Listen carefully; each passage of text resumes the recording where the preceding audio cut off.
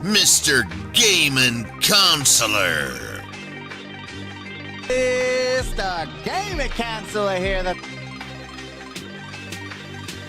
Mr. Gaming Counselor. Silly rabbit tricks are for kids, but this one wants to murder me.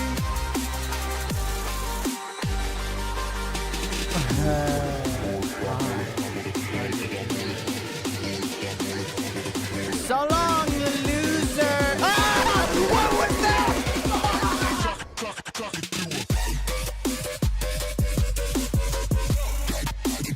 Oh, you want me to use a sniper? You want me to use a sniper? Well, I guarantee you. Yep.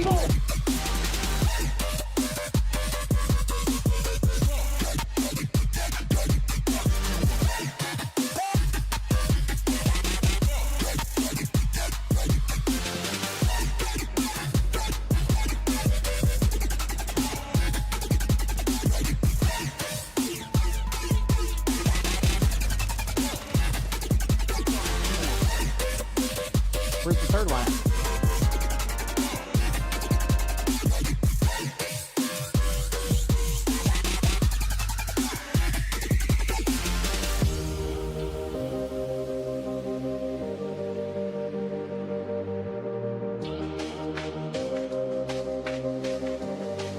Sasuke? Sasuke? So tell me, are you a Naruto or a Sasuke fan? I know you were in Naruto, but what do you think about Barton?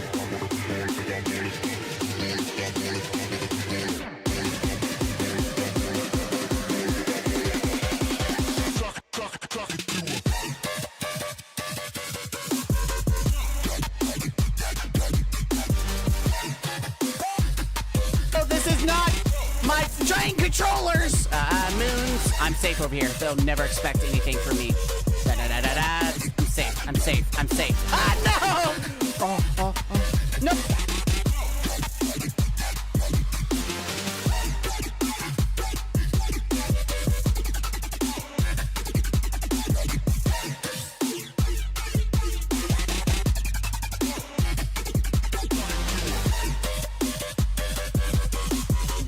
For you, please. EA got railed. They literally got grilled. They got kicked out the door. People absolutely grilling them for the statement because they thought, I guess EA thought, you know, it'd be funny.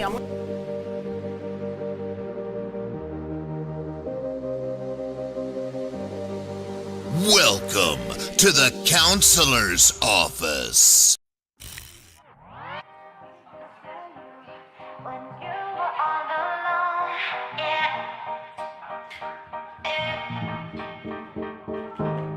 I'll be there for you when you were all alone, yeah.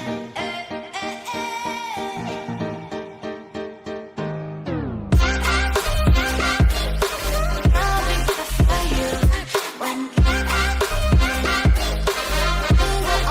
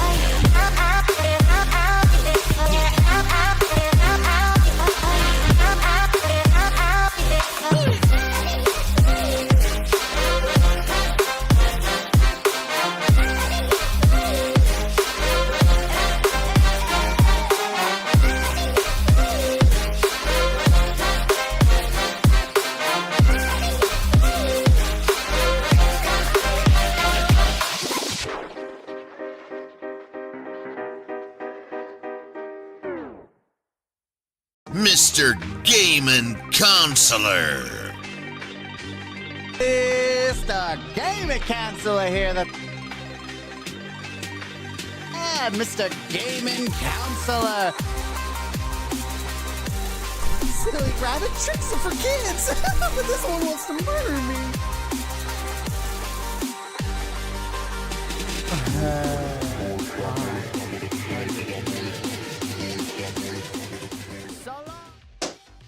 Here we go, baby. Here we go.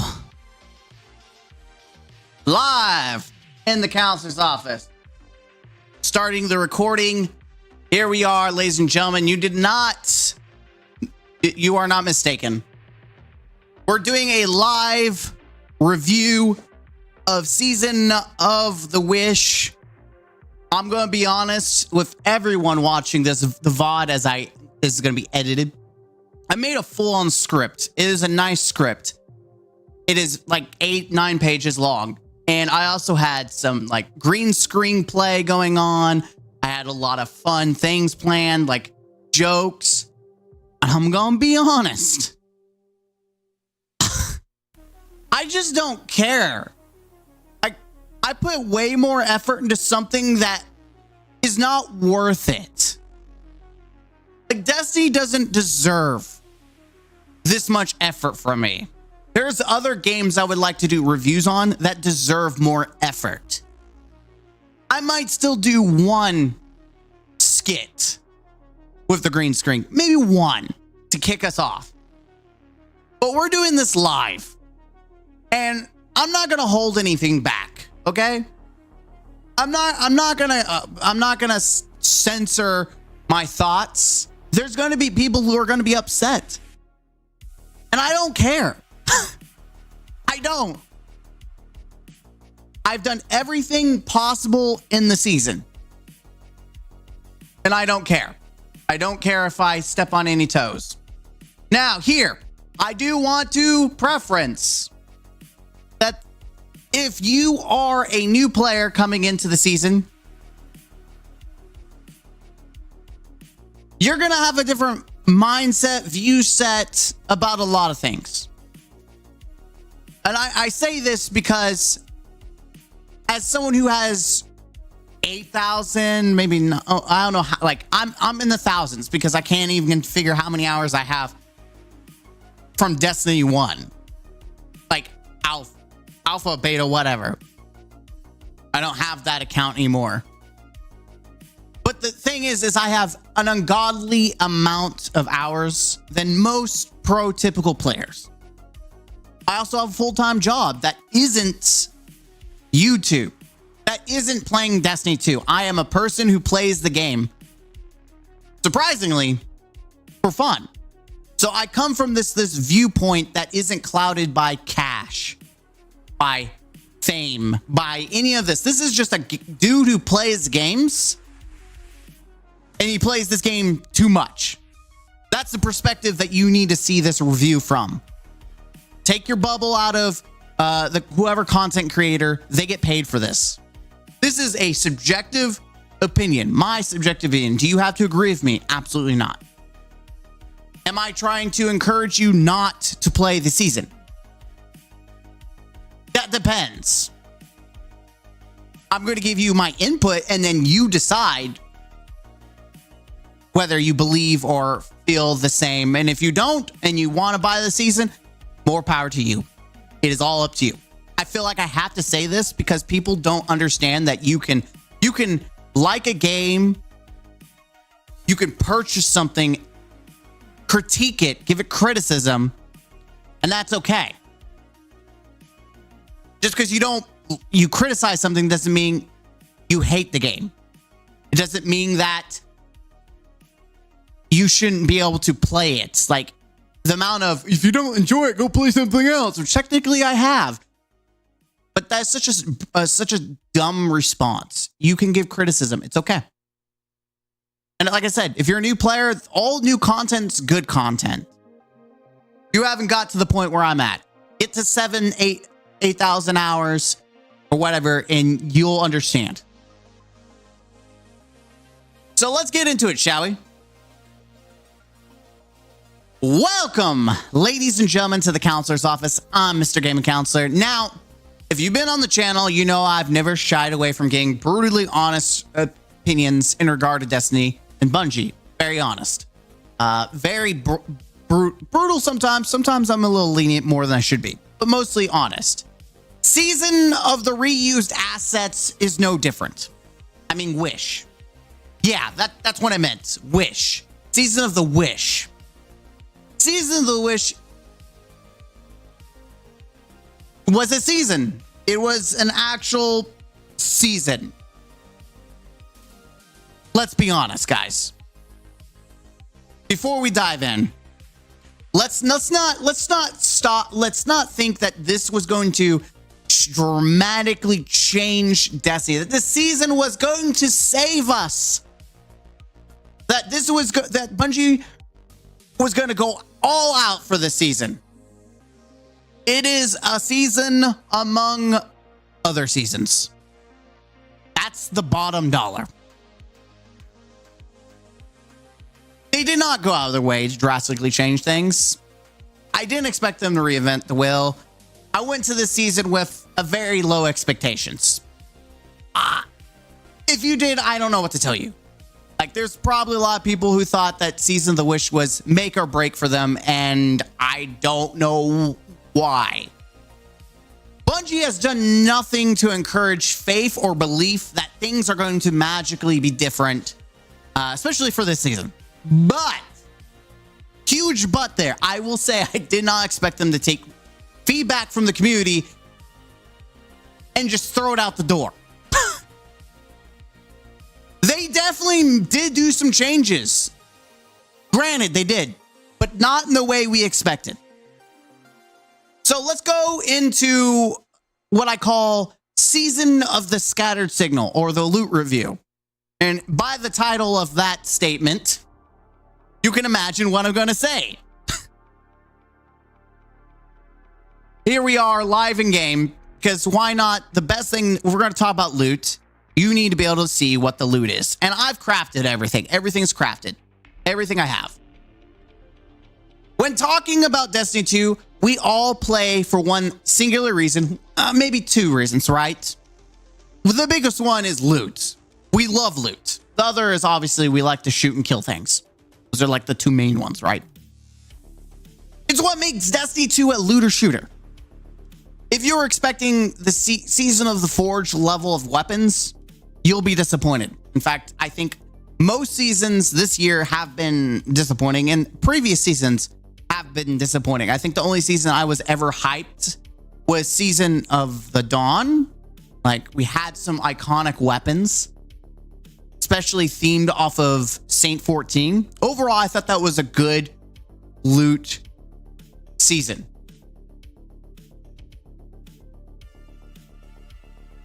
I will be honest, though.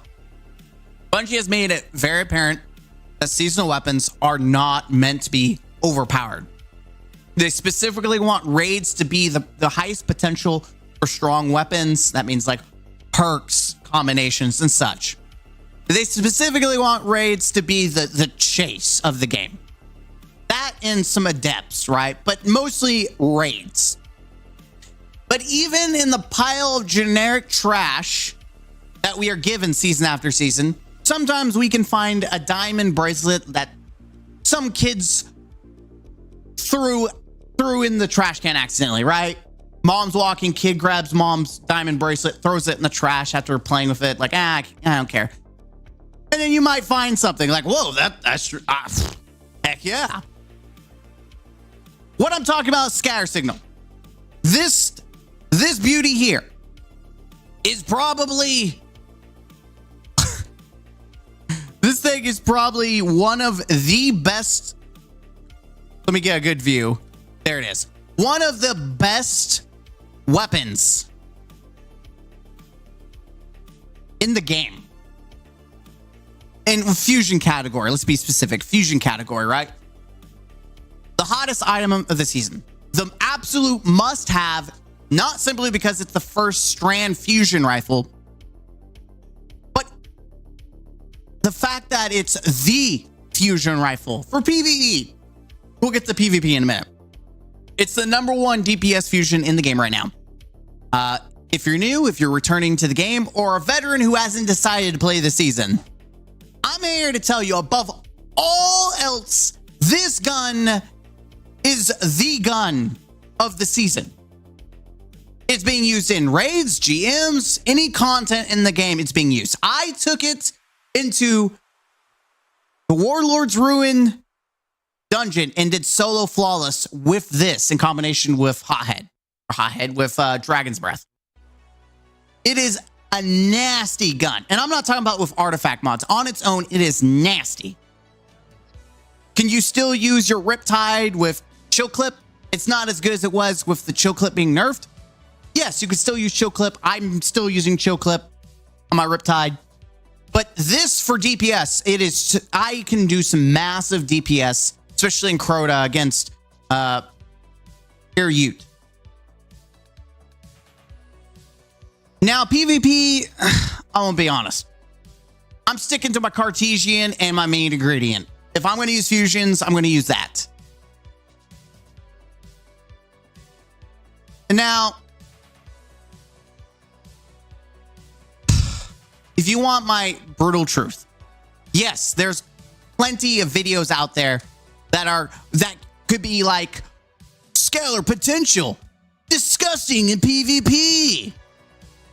Doom Petitioner, the nuttiest damage you've ever seen. Oh my god, Super Cluster, epic strand shotgun. Wow, subjunctive.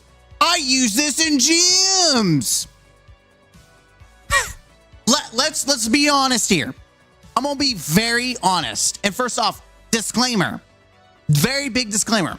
This is all subjective. You can play with whatever you want to play with. 100%. If you see something in here and you're like, I like that gun. It sounds good. It's fun to use. Use it. But if you want a veteran's opinion on actual and someone who isn't trying to make cash, I'm going to give you my honest opinion. You want the brutal truth, of course, content creators are going to make videos about all the seasonal weapons. It's their job. It's not just Season of the Wish weapons, but also Bungie returned Season of the Dying weapons. So we have Operative, Adorative, Subjunctive, and Imperative. And they also technically add more perks for like the 3rd time to the Dreaming City weapons. I don't know why we keep, I like weapon refreshes. That's great. But why it's like one of their selling points for the season, I don't understand. Listen, it's not just Season of the Dying weapons outside of subjunctive, right? I think subjunctive can replace the Akelos SMG in some instances. Like, for instance, if you're going to go with Grandmasters, SMGs in general aren't good. But if I'm going to use the Akelos SMG, a 720 over a 900, which is just going to be shooting Nerf darts at enemies. Like, people are like, oh my god, this is so much better than Akelos. It's a very, like, in any gameplay, sure. But if you're talking about in-game where it matters the most, I'm not using this. The only 900 that I use in like day 1 raids is going to be Mina's mini tool, and that's because Incandescence Enhanced is nasty and just causes more explosions with the right kit. Volt Shot on its own on this gun is not going to make it incandescent level. Incandescence is on a whole nother perk level, and that's an argument for a different time. Subjunctive is the only weapon that might be worth it. Of course, content creators are not going to spend 10 minutes talking about how bad a gun is. Who's going to watch that? No, some content creators are going to hype guns up for views. Others are going to try to make any gun look good. And some genuine creators are going to focus on the new player experience and help them choose perk roles they could chase for. I like those people because they're thinking of new players. But anyone that hypes up trash guns is trash, in my opinion. Like, Let's focus. If you're gonna focus the new players, let them know. Like, hey, if you can't get access to the iKilo SMG, which is fantastic, I'm just gonna start calling IKEA because I know I'm saying iKilos wrong, or I'm doing it intentionally. But the subjunctive, right? But if you like subjunctive, you like 900s, you're not a new player, but you like using it, use it, man. And if you're good at it, use it. I'm not in the business to tell people how to play their game because I think that's scummy. Play the game how you want to play it. But just know if there's better options and you try to convince someone that they're wrong for using the better options, you are the one in wrong. You can like what you want, but out of everything here except for these two weapons, there's better options. Even the slug shotgun, there's better options. There's better options. There's better options. There's better options. Yes, it's void, but there's still better options when it comes to linears. All these. How many 180 hand cannons do we need in the game? We have 3 now. And this one's the worst one of them all. 390. I don't think we have any other solars. There you go. Fit the element slot. Listen, you can get whatever you want and fit the slot for whatever you want. If you want, I personally think maybe Adorative is better than I think it is, but it's not meta, right? If you are wanting, you have limited amount of time, you work a 9 to 5, you've got kids, and you want to play, you just want to know what's worth your grind. I'm going to tell you, 100% always get Scatter Signal, and then maybe a Pentis because it's the only, stasis trace rifle, but also more importantly, if you're not doing trials, it is the only trace rifle in the kinetic slot, and that's all you need to know. Everything else is replaceable. Everything else is replaceable in the game, but these two are a must. All right, moving on. Again, I'm not going to sit here or in the comment section trying to convince people that these weapons are mid. That's my opinion. They're, in my opinion, very mid, except for the one I talked about. It's my review, and only that is factual, right? The only thing that's really factual that the community can agree on is that Scatter Signal is meta and has an incredibly high player usage rate. I mean, I two-phased the Ogre Warlord boss solo with it, right?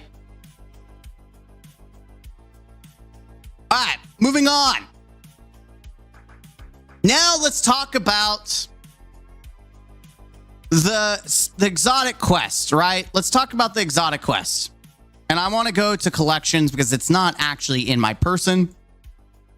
But we have Witchkeeper. My God, talk about a bow that is so controversial, not because of it itself, because people just don't understand what support means in a game.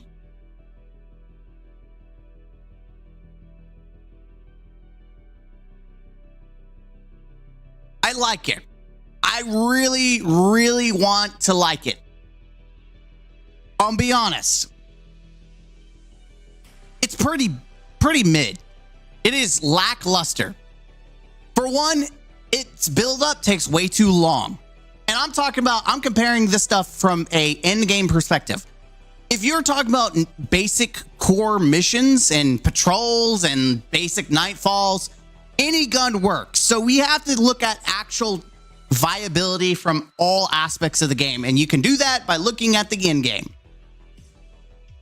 It takes too long. It's not as good as you think it is. Especially when people think, oh, I can just suspend things. It's not as good as you think it is.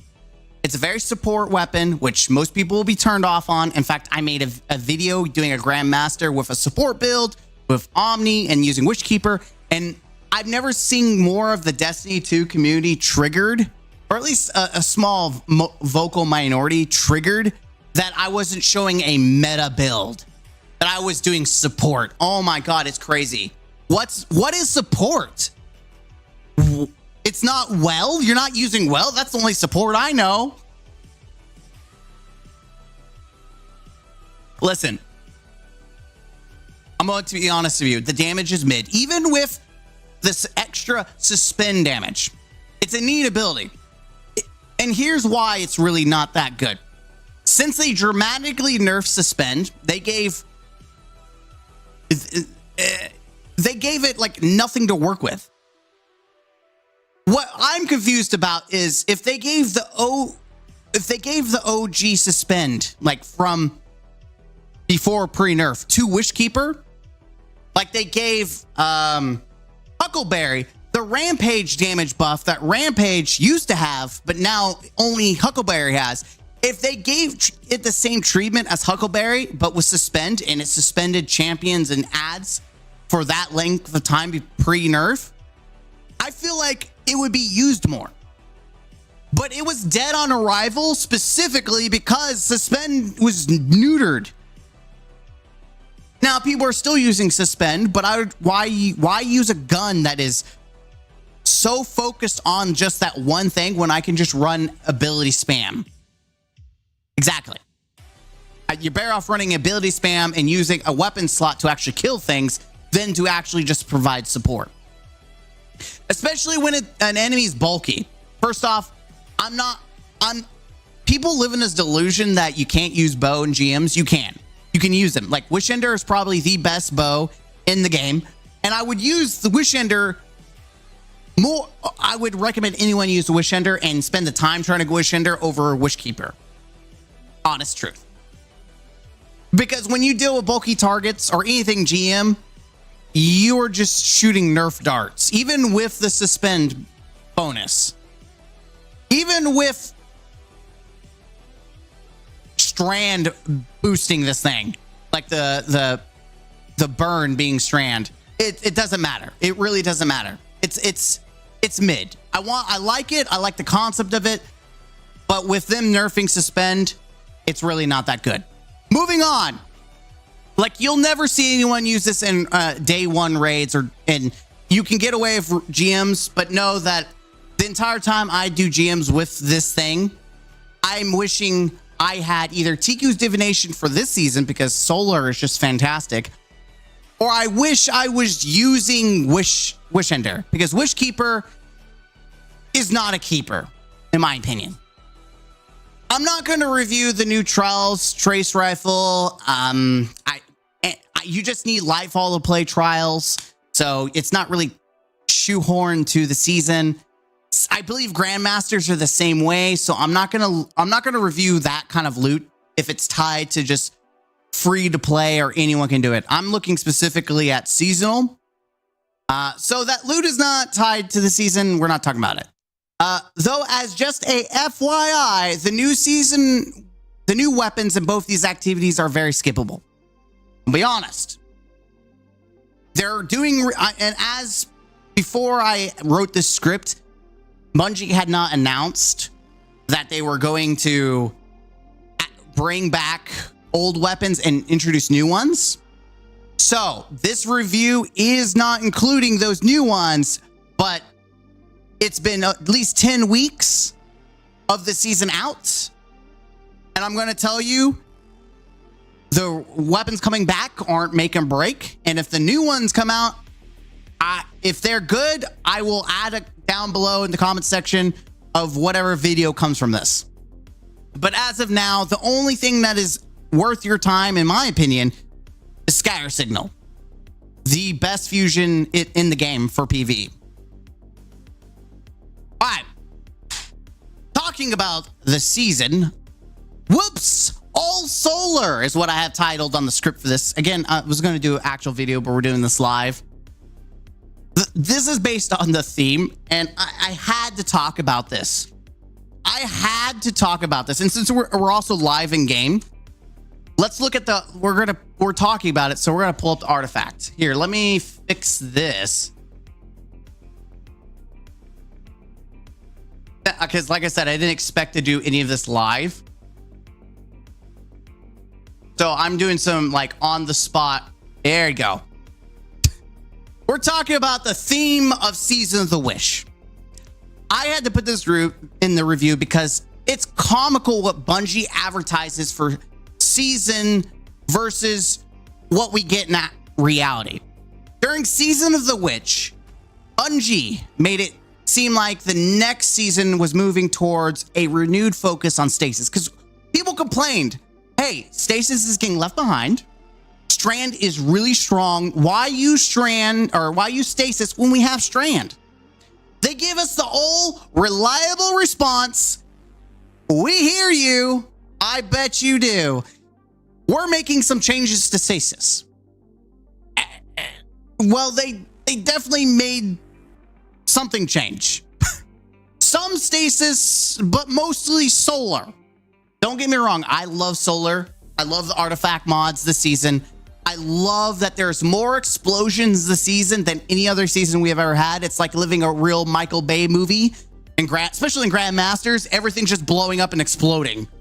It's real Michael Bay energy. Polaris Lance has become one of my favorite weapons in the game. And I kind of wish that they kind of take some of the artifacts and just kind of give it a buff directly to Polaris Lance in the future. So it's just feeling as spicy. Because my God, I really do love Polaris Lance. For PvE at least, right? A lot of this stuff, the explosions are for PvE. The artifact mods are about 90%. In fact, let's count. Let's see. All right, let's see Solar. Okay, so obviously this is all three. Flame, Fiber, Freeze. Solar. Solar. Stasis or Strand. Solar. Let's see. Strand. Stasis. Solar. Okay. Strand or Stasis. Strand. Stasis. Solar. How many Solars are there? There's maybe 3 Stasis. Most of them are more focused on Strand. Like, and what's funny?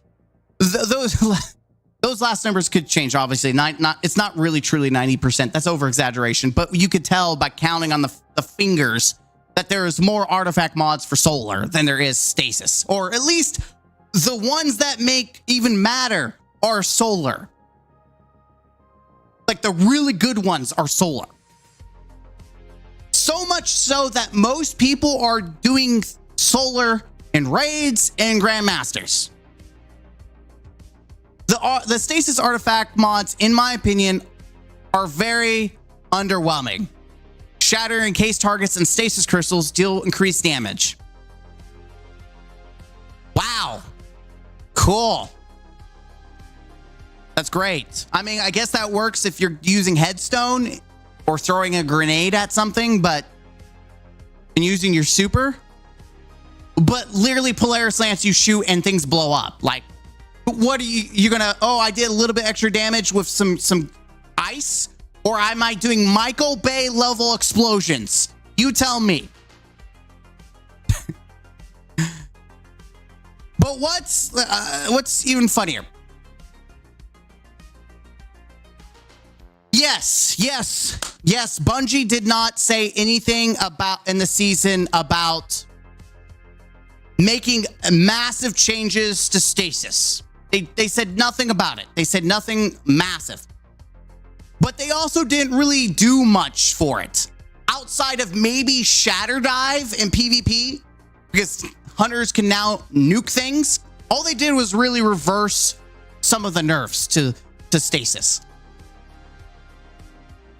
The only reason you don't see people complaining nearly as much about like Shatter Dive is because you have Titans in the corner with Void Banners having wall offs, and hunters out there playing Naruto in Trials using Shadow Clone Jutsu. Except the Shadow Clone Jutsus are filled with man-eating roaches. Stasis is not bad, right? Stasis is not, it's not bad. Especially for my Warlocks. Like, I love my Stacy build. I love throwing snap grenades. I love throwing turrets up. But let's not act like that's it for everything. Like Titan has its moments, but I'm not going to take Behemoth into a GM or a day one because it's so underwhelming. Strand is still the king of the darkness subclasses. And right now everyone's using Solar. If they were going to use anything, it's Solar. It's just comical that Bungie says, we hear you. Let's bring the ice. But instead they bring sunglasses and we're getting ready to have a tan because of all the solar energy going on here. Even the battle pass.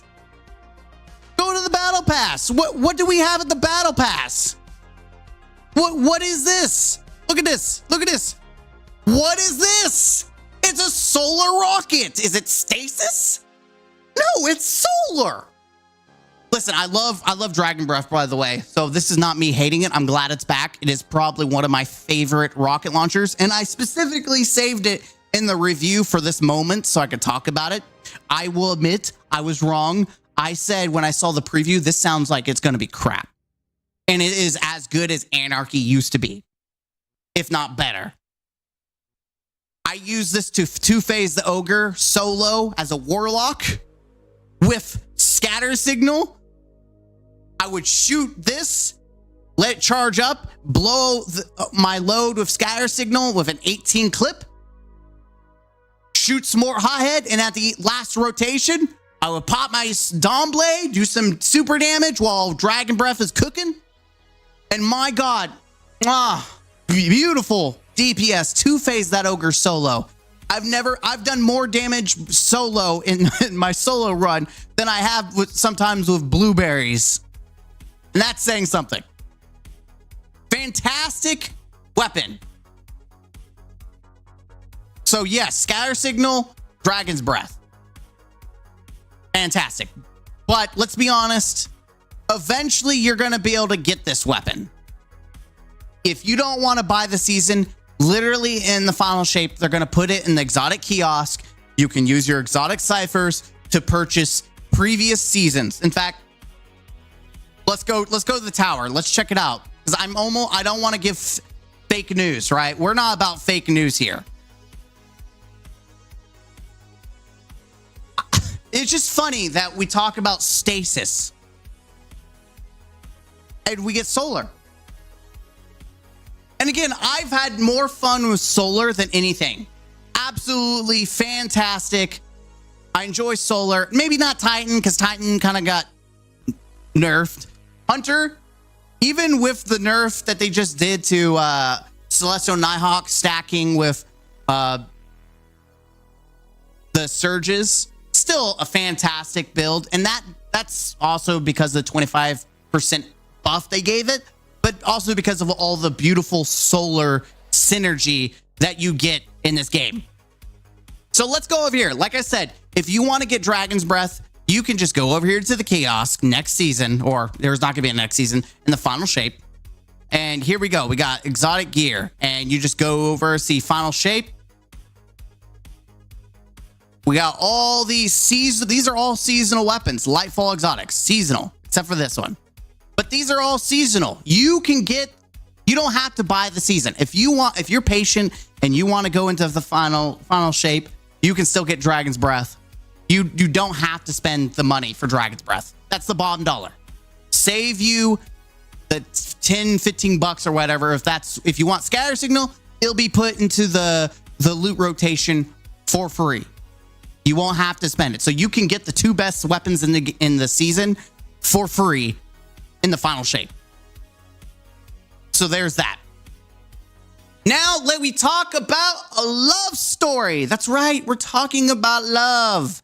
Who doesn't love love? Well, I'll tell you who doesn't love love. I don't love love when it is just poorly made for no reason at all. I don't even know where this mission is. I think it's in EDZ, right? The farm. I don't even know. Whatever. I don't even care. That's how much I've not played. I've already forgotten where the stupid mission is. The bomb dollar is Bungie can make fantastic stories. They've made great lore. Like, you could look at some of the lore in the game that we have already. The Journey. That's not it. I don't even remember where the lore is because I don't even care. I mean, I care, but I don't care enough to, like, there you go. So yes, we have fantastic lore. throughout the game. But can I be honest with you? Let's just have a moment to be honest here. This is a brutally honest moment. The season story sucks. There are 3 different stories going on right now. The biggest one is the 15th Wish, which we found out about at the end of Season of the Witch. By the way, I like that, the Season of the Witch, the storyline was pretty cool. We now know we need to get the wish granted. Why does the wish matter? Because after a half of a year trying to figure out how to chase the witness, we now have the answer to that. I wish I was joking. The first half of the year was just figuring out who the witness was and what the veil even is. Though that's what Lightfall should have been. I know, I'm beating a dead horse, or dragon in this case. I'm beating a dead dragon. But the other half of the year has been focusing on, well, how do we follow him? Which I think is fine, right? I think that should have been what the season, the whole year should have been about. How do we pursue? Not half of it getting answers that should have been already answered in the Lightfall.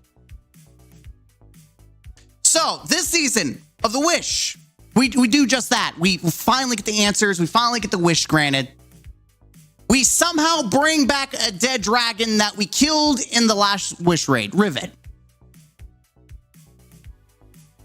How we are just now bringing her back? Why no one else thought about using Riven's Force Ghost to, you know, wish away the veil or wish something to stand up against the witness? I don't know. If there's anything more wish-washy in Destiny 2 universe, it's the Ahamkara wishes. They're useful for retconning and plot armor, or just for convenience sake.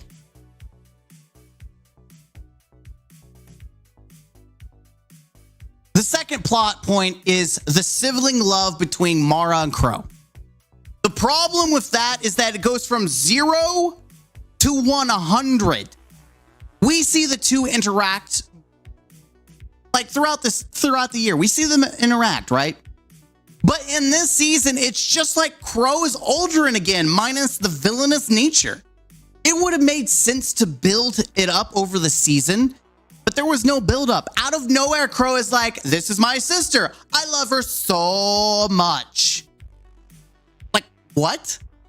In fact, Riven even antagonizes Crow about his past, which would have been a great way to lead him to working out his emotions with his sister. But we skip all of that. Talking about Riven, we had the best opportunity to bring up the fact that Crow lost his love interest. Riven has been toying with him. It would have been great for her to bring that up. Instead, like the rest of the year, we act like Amanda Holiday doesn't exist. In fact, him coping the loss of his girlfriend could have been a great way to bridge the sibling relationship. But Bungie can't even come up with that basic. They can't. They can't even, all this lore, and they couldn't even come up with a good story. No. Talking about love. The third part is the story is Riven's love life. Listen, I love backstory. I love character development. But we are at the end of the Light and Darkness saga. Who the hell cares about a love story between dragons? Not only that, but who the hell cares about Riven? She's dead. Why do we need character development on a character that is dead? We put more development. We put more development into our raid boss than we did Amanda Holiday, who we've known since D1. We give more respect to a dead dragon than we do a character we've known longer and loved. And yes, the biggest complaint for Lightfall was that we didn't have character development. But the problem is the characters that were like Rohan was introduced. He was alive and could have used character development. Riven is dead. Riven is dead. But what about the Amakar eggs? Do they need to make a story about the Amakar eggs to bring dragons back into Destiny 2? They could have done that anyways. How many things have Bungie retconned in the story already? How many things involve a MacGuffin? Bad writing is bad writing, and this season is among the bad ones. No one will remember nor care about anything in this season except the moment the 15th wish was granted and Crow jumping through the portal. That's it. Also, for some reason, the Vex are involved.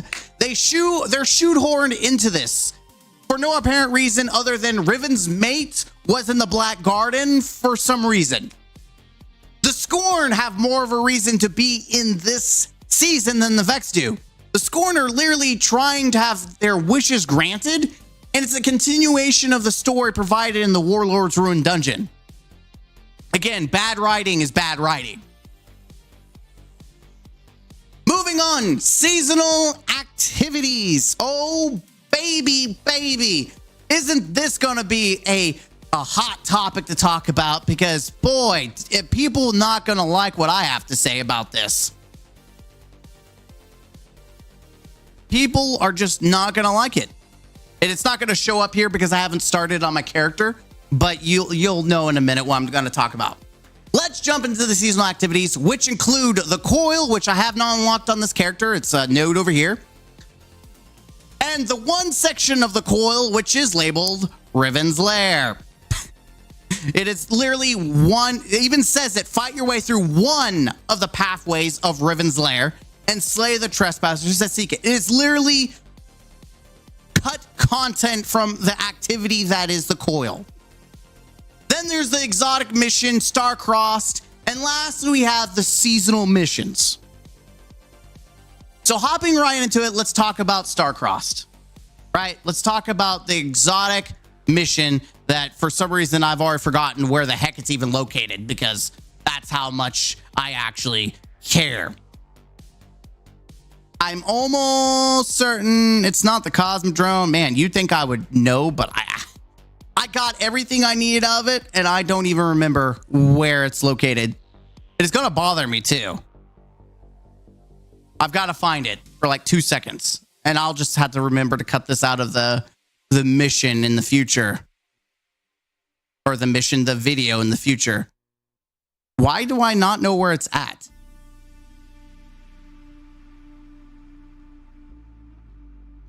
Anyways, let's just do this.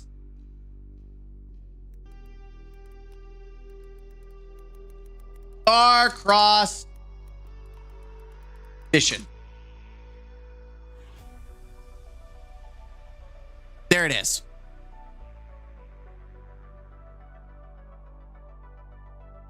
I don't care. No one gives a crap about your stupid thing. There it is. We got an image of it right there.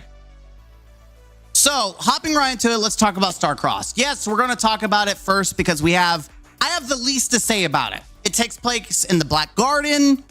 It's cool.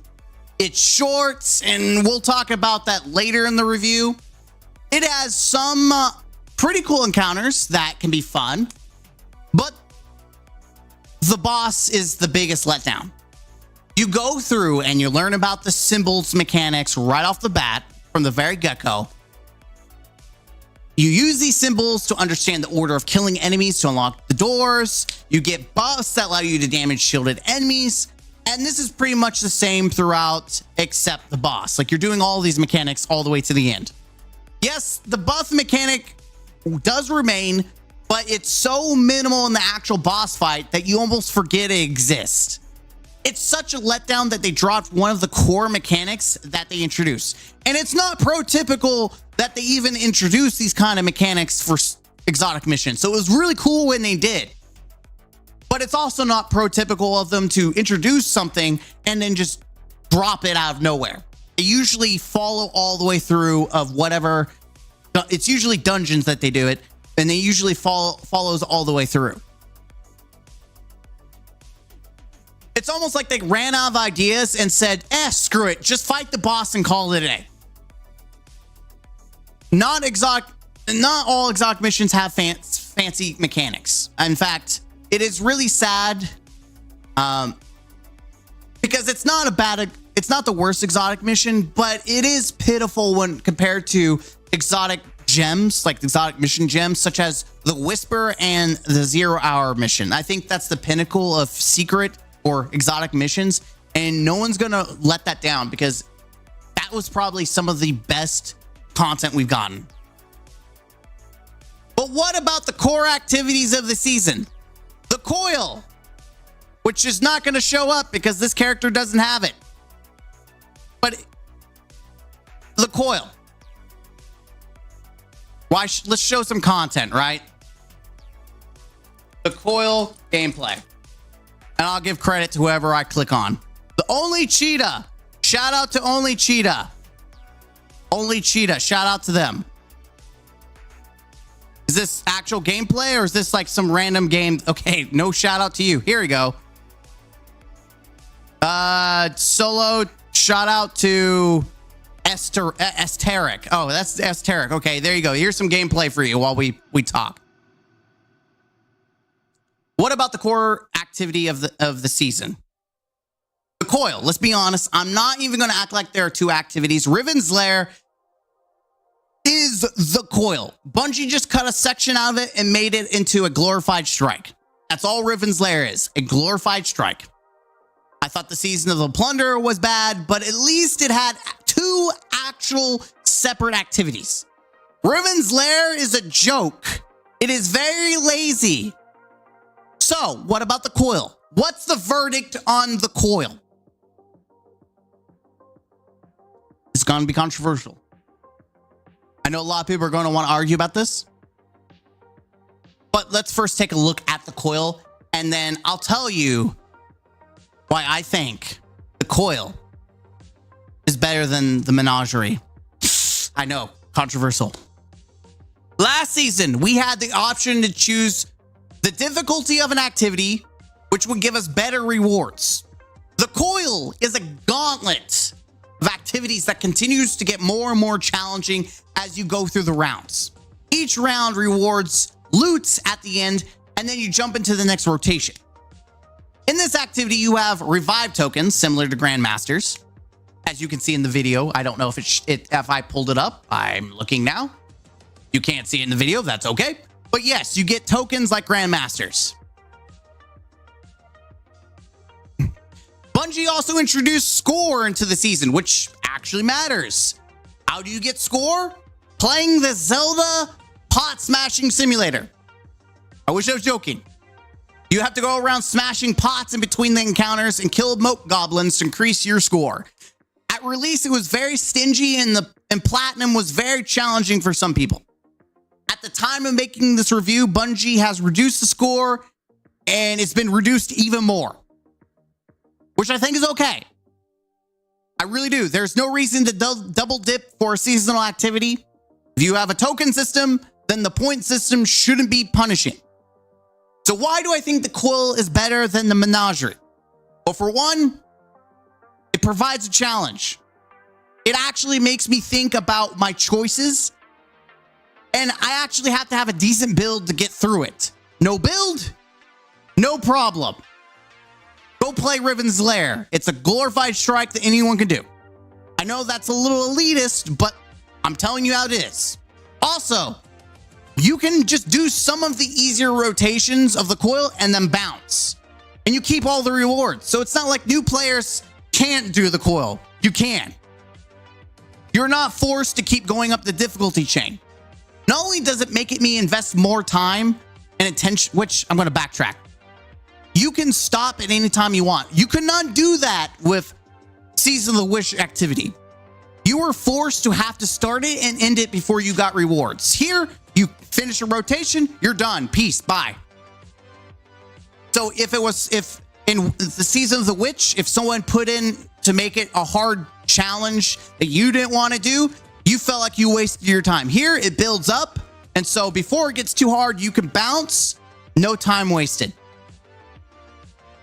Not only does this activity make me invest more attention into the activity is the most rewarding activity activity we've ever had.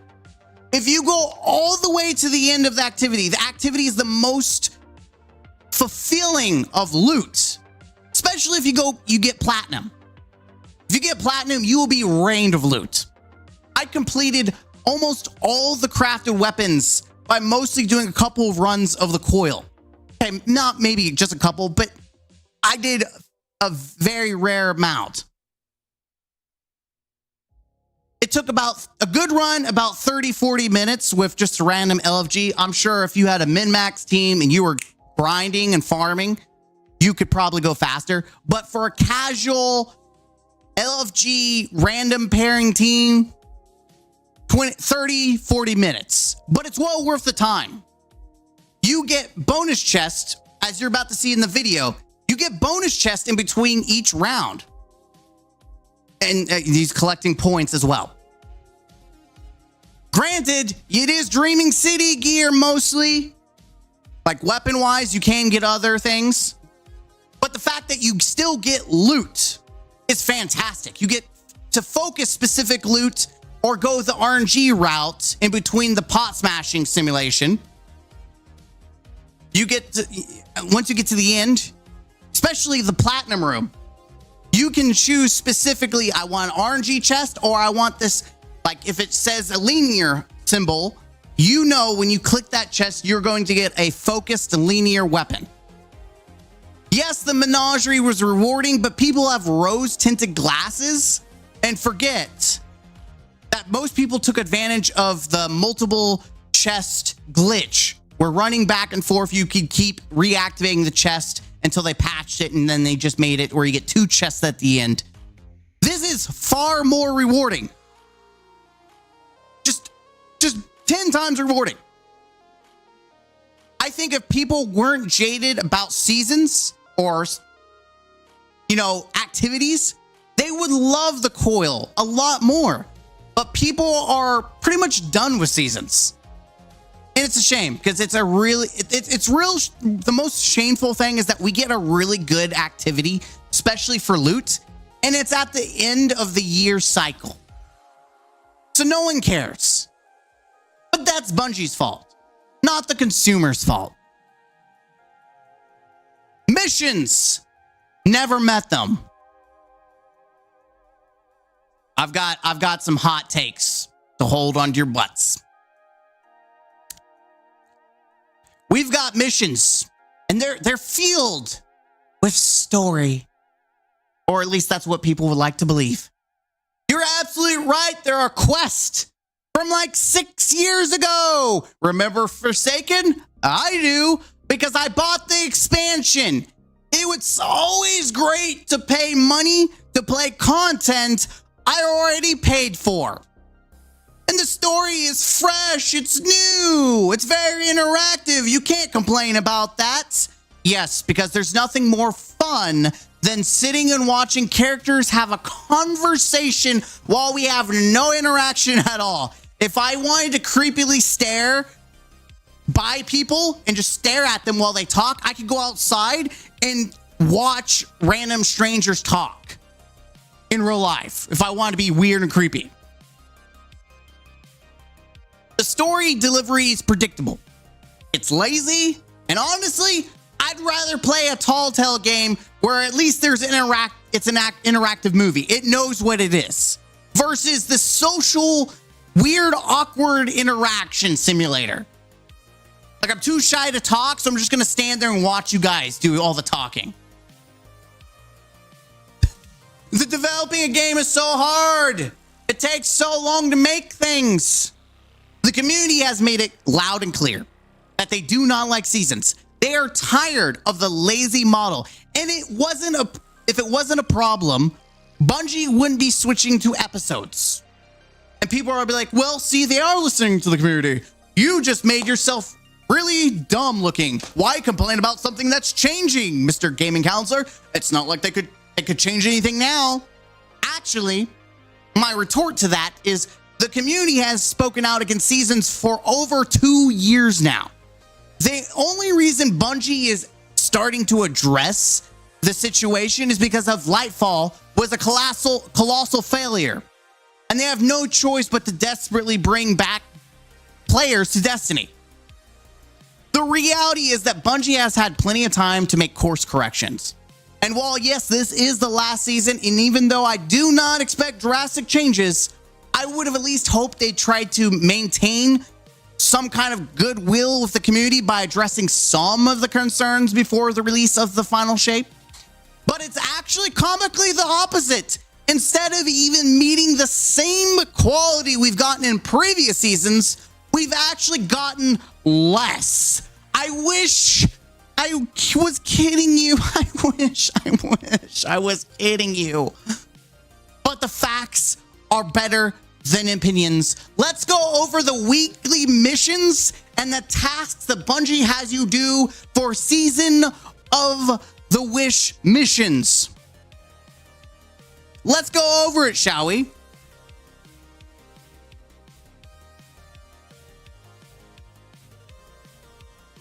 That's not what I wanted to do. There we go. Let's go over it, shall we?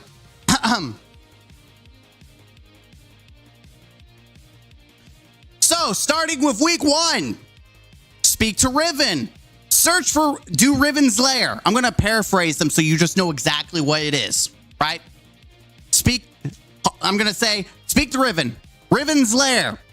So, Glorified Strike. Hollow Projector. Blind Well. Do Pelossomy mission, but it's actually Riven's Lair. Go to Helm and listen to characters talk. Speak to Riven. Week 2. Speak to Riven. Do Riven's Lair, but it's called Tautology. Hollow Projector. Do a lost sector in the Dreaming City. Awkwardly watch characters talk. Hollow Projector. Speak to Riven. Week 3. Speak to Riven. Do more lost, the coil. Yeah, just do coil. Do a bunch of coils to get glass shards. Hollow Projector. Do the Oracle Engine. Do Riven's Lair, but it's called Amphetamine. Awkwardly watch people talk. Hollow Projector. Speak to Riven. Week 4. Speak to Riven. Do Riven's Lair, but it's called Apophysis. Talk to Crow. The Exotic Mission. Speak to Riven. Week 5. Speak to Riven. Do Riven's Lair, but it's called Synthesis. Talk to Mara. Do an Ascendant Challenge. Hollow Projector. Do more Riven's Lair or the Coil. Listen to characters talk awkwardly. Hollow Projector. Speak to Riven. Week 6. Riven's Lair. Again, talk to Crow. Hollow Projector. Chase oracles in public space. Blind Well. Talk to Mara. Awkwardly listen to conversations. Speak to Riven. Week 7. Speak to Riven. Do Riven's Lair, but it's called Chiasmus. Go to the Wishing Wall. Activate. Let's backtrack. Chiasmus is pretty much Riven's Lair, but with at the end was a new kind of area, but it's still reused assets even within that. Speak to Crow. Go to the raid and go to the 5th wish and input the 5th wish. Speak to Mara. Then we get an actual cutscene, the only story and content in the season that actually matters. Watch as Crow goes to the portal. That is the content you paid for.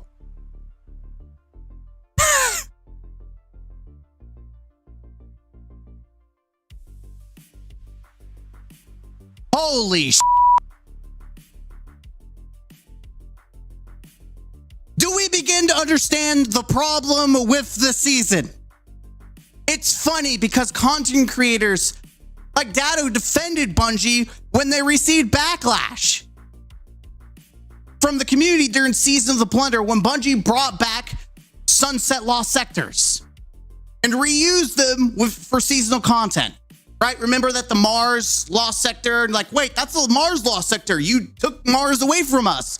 And Datto was like, hey, that's not that bad. It's sunsetted. There's more issues with the game than that. And honestly, you know what? I agreed with him because it wasn't egregious.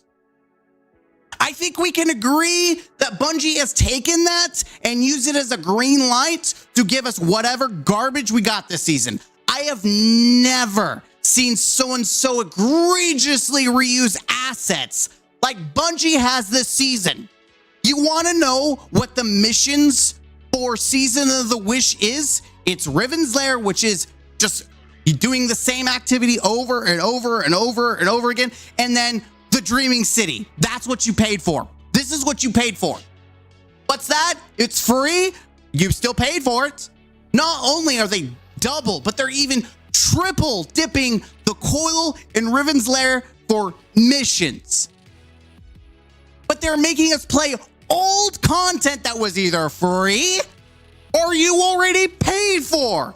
Anyone dumb enough to buy the Season Wish, including me, can't get their money back. We're pretty much scammed. If it wasn't for the seasonal activity itself and the exotic mission, this would be composed of 100% reused assets. But even the exotic mission was lazy. It was such a cop-out that they used it as an actual mission. In every other situation we've had exotic missions, it's been its own thing. But they're like, oh, well, we're just going to pull this into the season.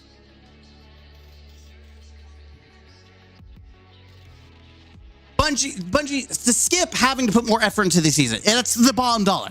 We literally do lost sectors, the Oracle Engine, Ascendant Challenges, the Blind Well. One of the week missions is to visit an empty room. We touched the chair, and that's the content. We paid real money to be able to touch the seats of a fictional woman. Now, I know people are down bad, but there's no way they're that stupid to simp and pay money just to touch a seat.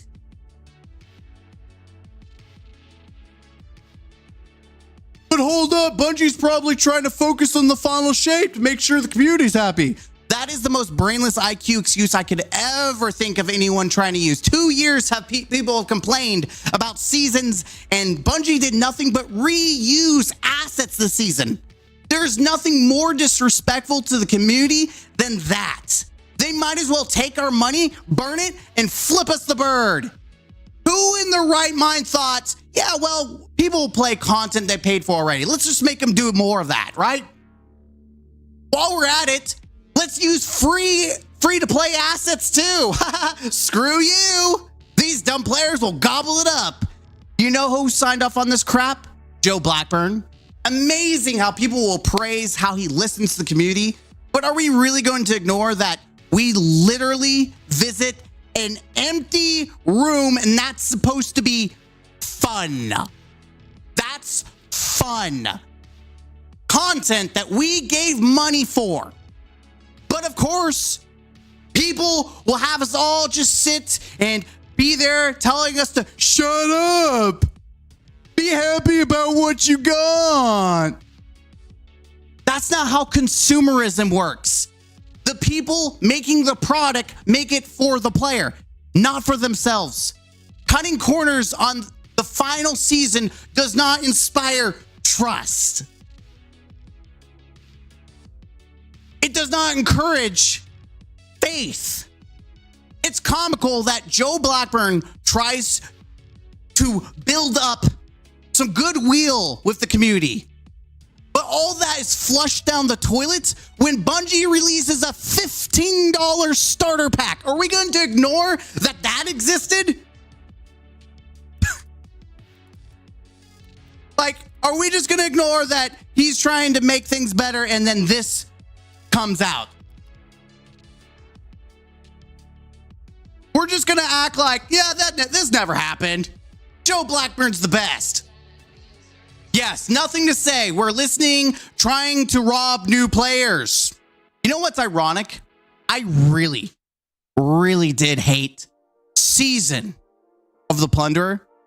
But the more I compare that season to this season, I realize how much better Season of the Plunderer is.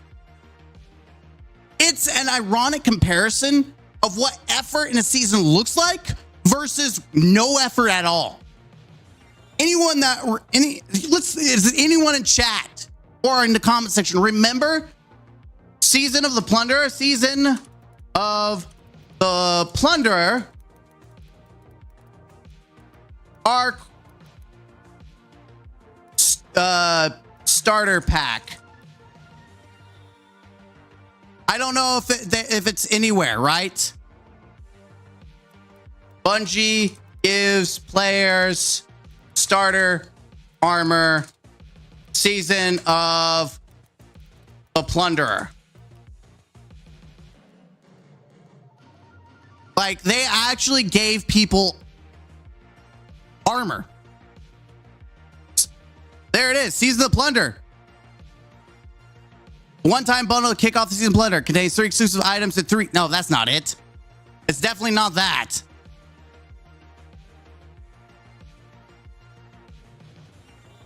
Yeah, like if you started the season, you got a full armor set, legendary. For like, Arc was the last 3.0 subclasses that were just put in the game. Bungie gave everyone care packages, which included Arc. Right? Included an entire armor set with mods preset into it, the exotic Thunderlord, and an exotic armor piece respective of each character class. Yeah, you didn't need to pay $15 for that either. Not only that, but it actually helped start new players. It was an actual kit. Like, you jump right into the game. But for some reason, Bungie has never done that again. But instead of helping new players experience, have a better a fresh start, a good experience, we decided in Season of the Wish, we're going to try to soak up as much cash from new players, because nothing says welcome to Destiny like you, give me your money. What's that? You need help figuring out how to get a build together? Well, if you check the store, you'll find a lot of goodies you can buy with money, because you won't see much starting out. But don't worry, we don't sell exotics or weapons like other games.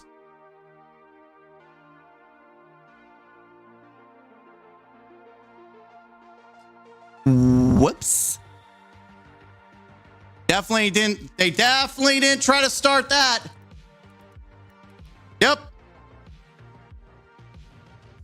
Yep. They definitely didn't, chat. They definitely didn't try to sell exotic weapons for cash to new players. Yep, Joe Blackburn definitely didn't sign off on this. He had no idea this was happening. Not a single clue. He loves new players. Definitely. It's almost like people forget that Season of the Forge existed. It's crazy. Season of the Forge.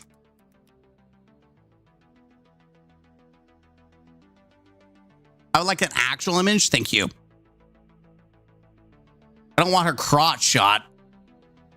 That's fine enough, right? Season of the Forge. It's up for your beautiful faces. While yes, the activity itself wasn't the most fun, and it did get boring after times, the loot was great. We had also Niobe Labs, which was a fantastic challenge. It was also a secret. And again, the weapons were memorable. Like, people are craving that. Gambit Prime and the Reckoning may have not been the most hype, but we can all agree that it was innovative. I mean, we had actual armor sets that did specific things in the game mode. The Reckoning was actually a challenge for a lot of people.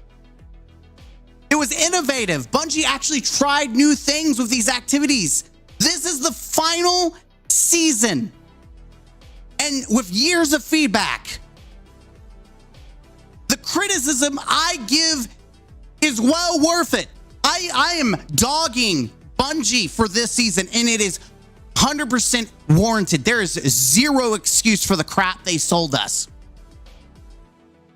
This is the final season, especially with Bungie banking on the final shape to save the game. Heck, save the company. Bungie has shown us time and time again that they cannot be trusted. And I don't care if devs were against this. They're against the season. I don't care if they live in fear anymore. It's just like what I tell my students when they're being bullied or if they see someone being bullied, right? If you sit there and watch someone being bullied, then you're as guilty because you are standing by in agreement of what's going on. If you are not actively trying to stop it and make change, you are in agreement with the status quo. And the status quo of the season is reused assets. It's garbage. And the developers did the fact that they just let it happen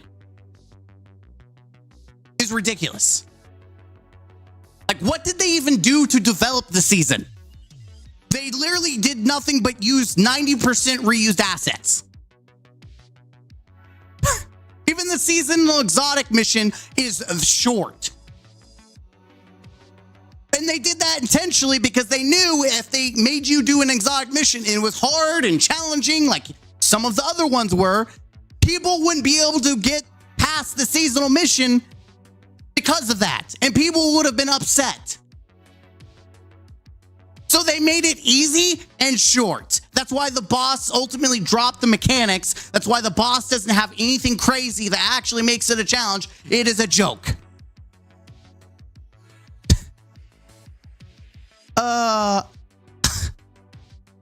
That's why I don't give Joe Blackburn a pass. He's a leader who has creative control.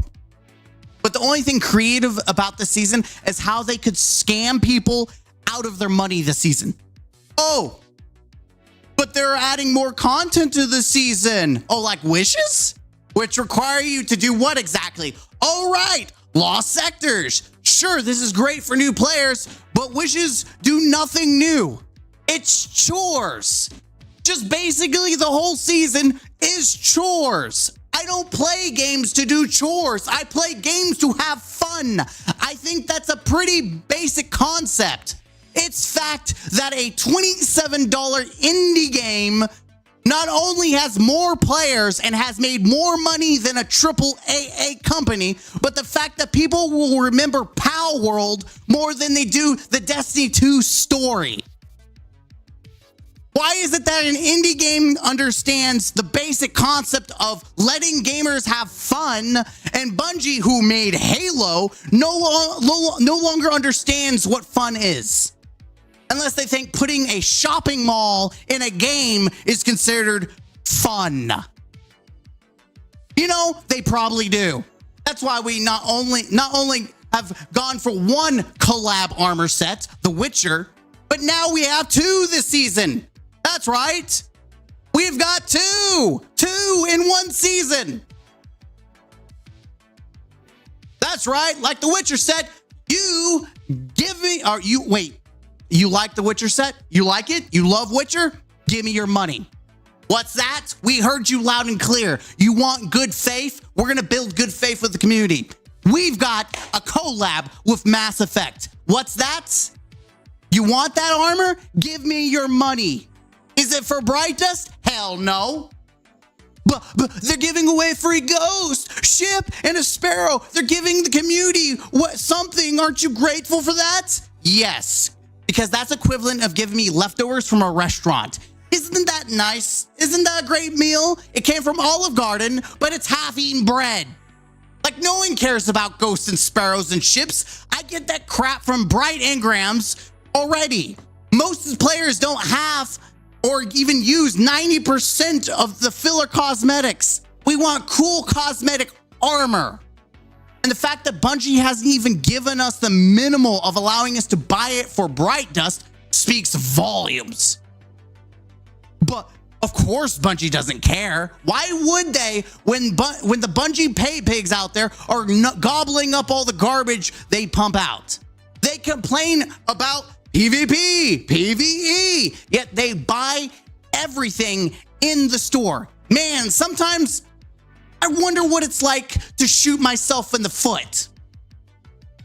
Anyone who spends cash on the store has zero right to complain about the game. Zero. They do not have a right to talk about the state of the game because they are forfeiting that right when they told Bungie with their cash. And Bungie can make them bend over and eat whatever dog they come up with. The pay pigs will eat whatever slop is in front of them. Because again, action means more than words. You take action when you pay Bungie your money. Why would Bungie care if you give them money? Bungie has had time to earn the grace of the community. They have done nothing with it. Absolutely nothing to bring back faith. Oh, so they gave us a new map for PvP. So they talk a lot on Twitter. Or they immediately nerf things instead of taking months to do it. Okay, but what about the content? What about the things that could or should have been done years ago? The season is supposed to lead us into the conclusion that we've waited for years. Many of us have been loyal to Bungie and the series. We've given them slack.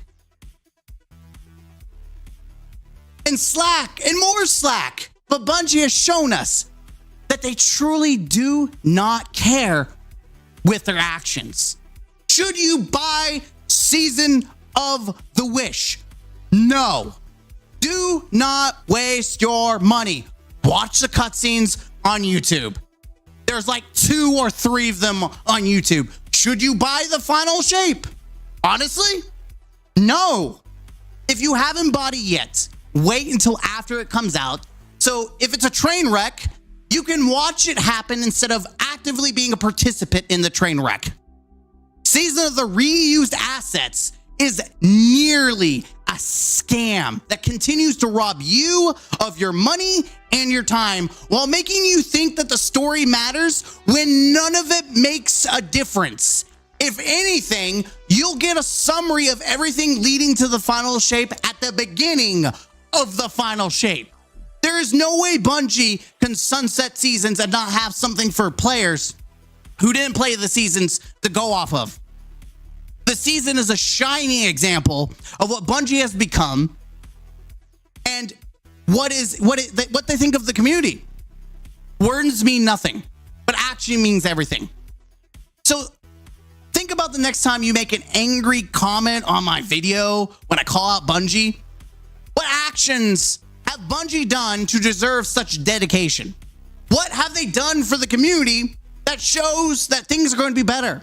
I wish people would open their eyes and make reasonable, logical assessments versus eating whatever their favorite content creator tells them to eat.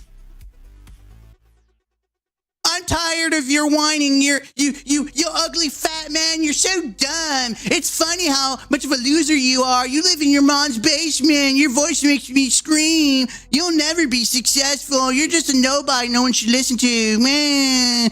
You know what? I pity you and those who act like you, especially in my comment section. People who revert to personal attacks or insults do so because they lack the capacity to form an intelligent argument or counterpoint. In fact, most people who make general insults do so because they are more upset that I am right. Instead of having a come to Jesus moment with themselves,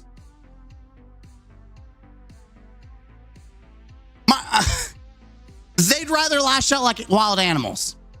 My students who are actual children are able to come up with arguments and logical points. It makes me chuckle to see people take the time to visit one of my videos, especially probably this video, watch the video, then seethe enough about it that they make an insult. They waste their time and effort when I just have a click a button that says delete comment. And then I could just block them and they go to the shadow realm. But thanks for the algorithm boost. Contrary to popular belief, any like is good for views, even dislikes.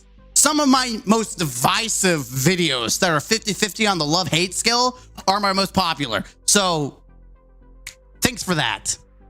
Listen, guys.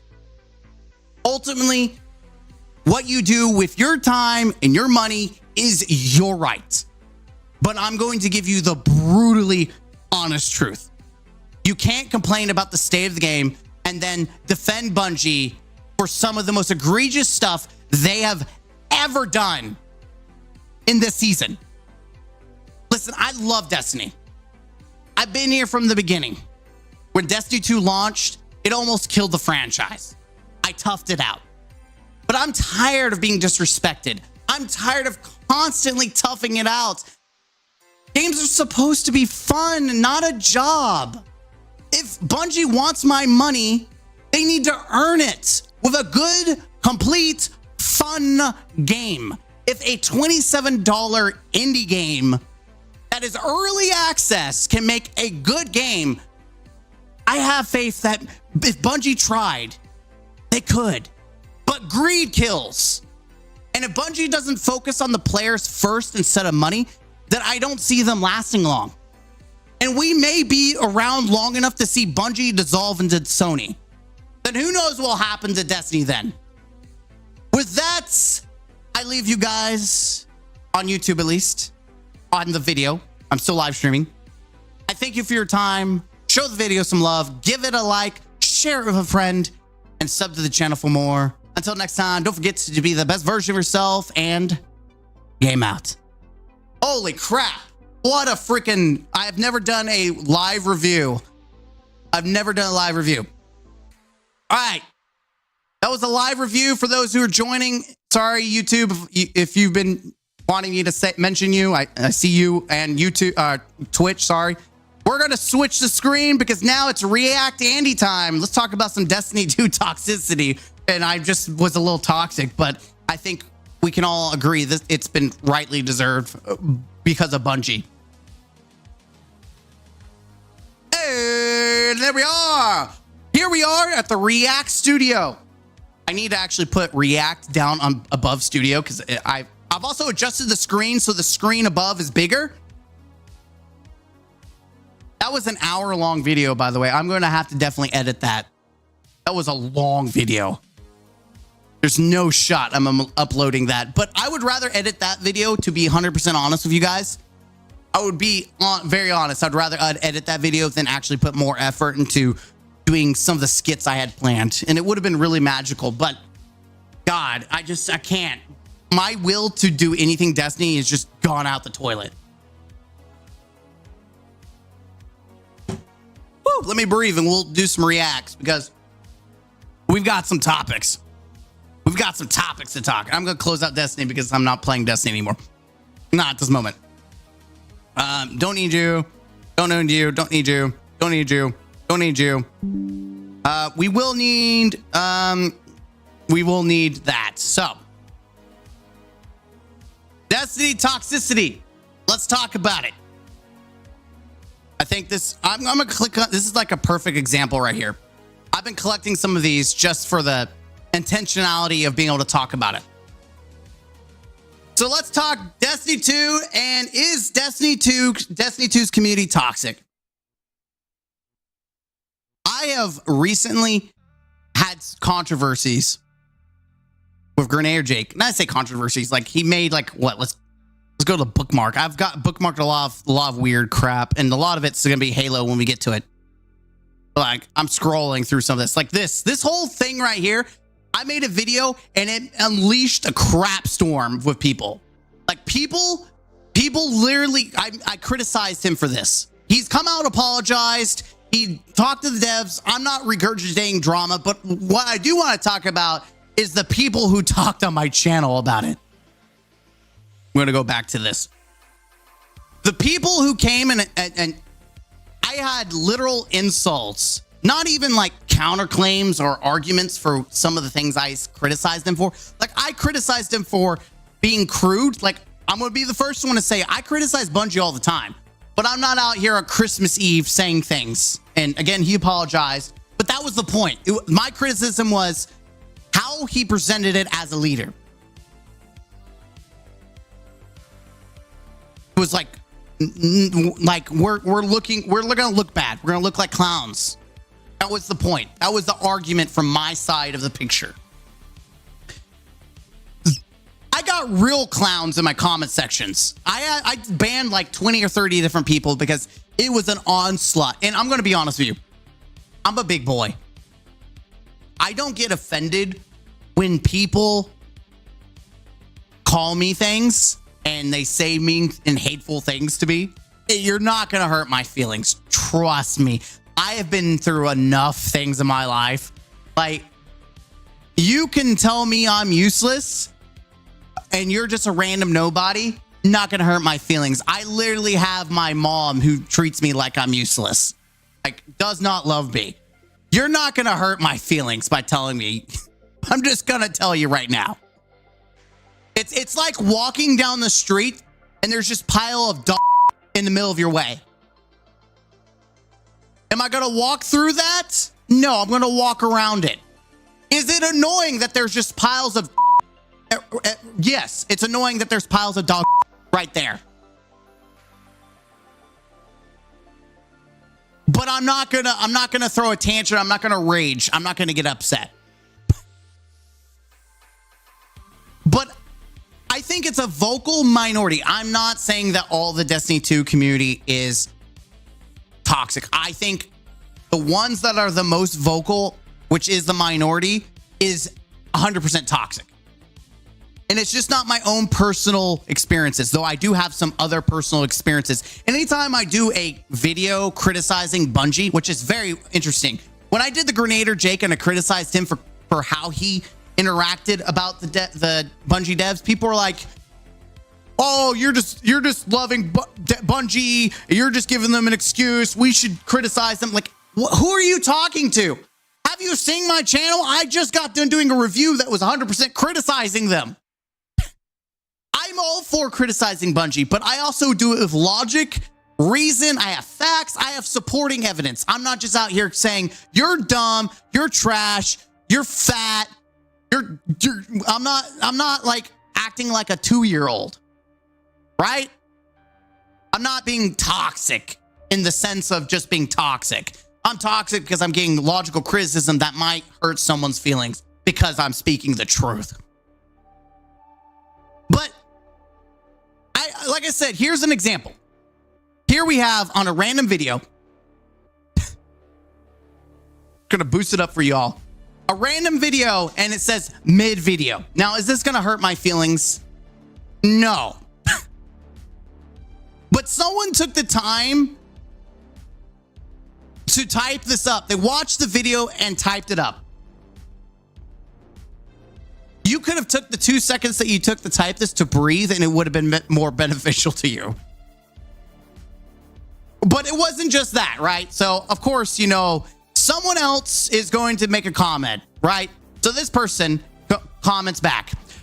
I disagree because the video is fine, but dang, the support concept is boring. I made a video about Wishender and Omni, and the whole purpose of the video was to show that you could do Grandmasters with Fireteam Finder, no mics, and a random non-meta build. You could 100 because there's so many people out there saying I can't do Grandmasters. I can't do them. So I made a video of me literally struggling with random people with a unmeta build with no mics, and I still completed the Grandmaster. Did I carry? 100% until the end of the video where I got knocked out, but I literally saved the run multiple times. And this guy mentions it. Omni has been so power crept and Wishender is so boring to watch. Wishender is a bit boring, but at least it one-shots. And this guy is like, your point still doesn't hold up. This is when I realize, bro, what are you talking about? And so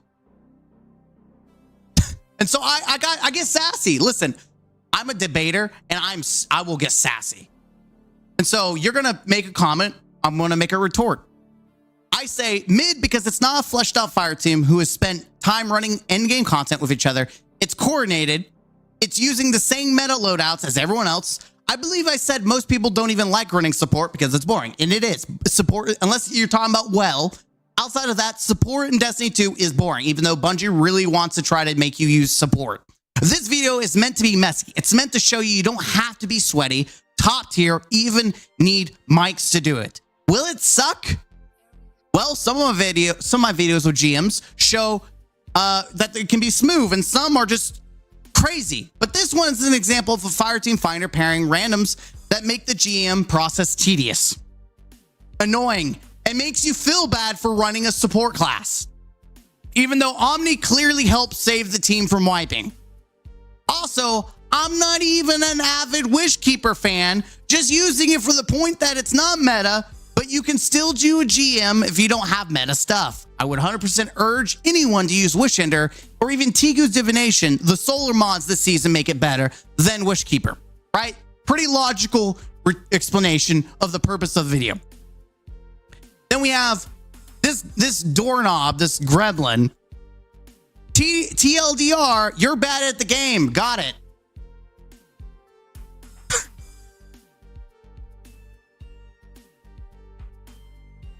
Not only, like, this is going to be a toxic take, but I think some of the dumbest people in the gaming community is in Destiny. Like, the vocal minority are some of the dumbest people I've ever seen in the game. I literally explained the situation, but this is nothing, right? This is nothing. This is child's play. This is tame. This doesn't break the bank. I was logical, threw a hissy fit, whatever, right? And yes, I do have folders because I knew I was making this review. And I love keeping, I'm going to start keeping stuff for future videos. Then you have this guy. This guy is something. Why is the mob so tanky? Also, he shoots the boss with a primary bow. And so I snap back. Meanwhile, Wishender destroys everything and looks at me shamefully for using a strand bow. Again, the purpose of it wasn't to be like, hey, God tier build. I literally would have just used Wishender if I was going to use something meta. And yes, I said it was tanky to point out that this weapon sucks. Because it does. And then we have this. Mr. Gaming, and you are playing Wishkeeper. So what's the point if you want to go an hour run, use this crap, or be a good player with a real in-game build and run this crap in 15 minutes? And by the way, good job for deleting comments, you bot. I don't understand the general stupidity of the Destiny community because I'll show you. You want to see the video? Let's go to YouTube.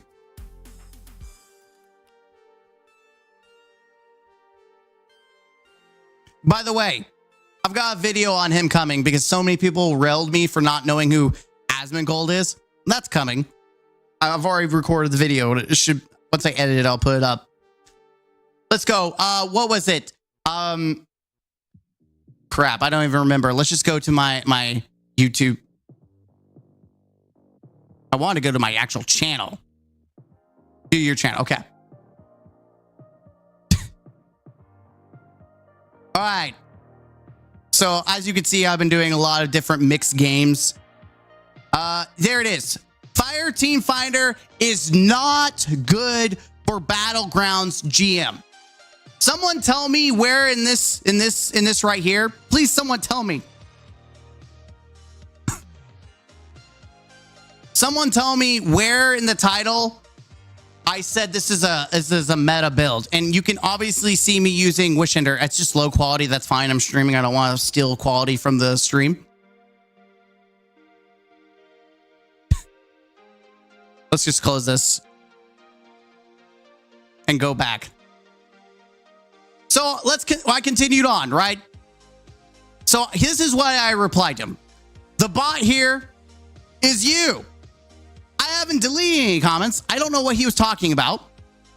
It's obvious you lack the mental capacity to come up with an objective argument or criticism based on the purpose of the video versus what you want the video to actually be. And that's the bottom dollar. So many people just don't think about what the video is talking about. And then in this case, the purpose wasn't a meta build. And by the way, this is going to lead into the bigger point of the toxicity argument. I just want to set the foundation from my point of view so you understand how I got involved in it. If you want to be a brainless drone, there are actual builds out there. Thousands of copy pasta builds for you to watch. And there is. Not my fault you don't know how to read. It isn't. Nowhere did I say best build, greatest build. This build melts. Nowhere does it say easy farm method. Be an intelligent player and learn to read. This isn't a meta in-game build in 15-minute build, and it's not. And then this is when you know that people are just, this is the Destiny minority group, right? This isn't like people like you and me who play the game. These are the vocal minority. These are the people that speak and are heard the most. And they are just baffling. They're just baffling how toxically dumb they are. Why so mad? It's funny how easy it is to trigger people. I'm not angry, little buddy. I'm not the one looking like clown, and I'm not. Also, you're deflecting from my statement, which is usually the case for those who know they are in the wrong or being stupid, waiting on you to come up with an objective argument or criticism based on the purpose of the video versus what you want it to be. Again, he's making he made an argument, and in debate, you put yourself up for an argument, I'm going to counter it. And I'm going to wait for some logic. You can't just make an opinion. You have to have some evidence to back your claims. And he's not even doing the basics of this. And this is what he had to say. And well, someone also commented, this group project. Imagine watching a video and complaining that isn't another generic Destiny 2 content creator showing the same builds I see on every other content creator channel. At least this video does a great job showing anyone can do a GM, even though so many people complain that they are too hard. Though I usually just leave groups that aren't min-max, which is how I do me, which is fair. I said that, I replied, I said, that's fair. Listen, and that's the bomb dollar. We'll get to that in a minute. I want you to hold that little nugget in the future. Leaving people, right? Then we have, you are mad and you made my day. Thank you, lad. I don't know if this guy is British. I don't know. Like, who says lad? He sounds like he's a 12-year-old. I even said that. Yeah, you're talking like a middle school student. And I'm not mad. Like, who are you talking to? Because it makes for great content.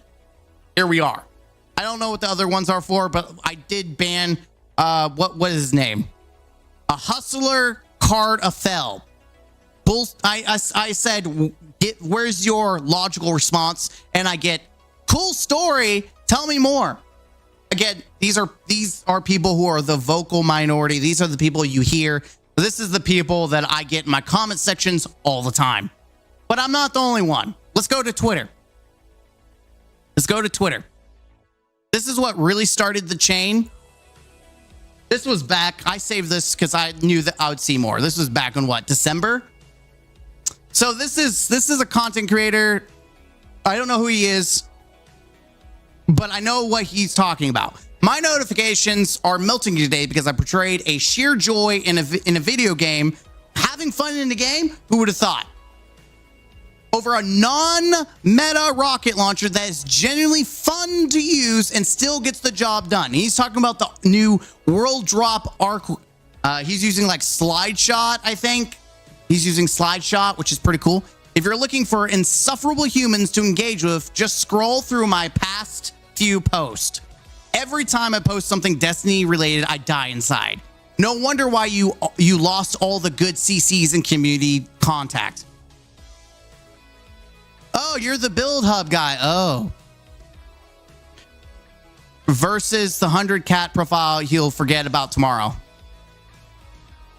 Sorry, Matt. You aren't optimizing for a 6-minute corrupt kill. It's obviously clearly in the wrong here.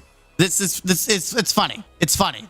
Because just like what I was getting about my support build, people are like, it's not meta.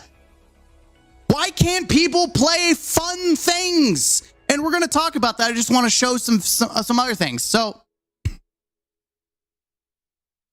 I think this right here encapsulates everything that's wrong with the Destiny 2 community.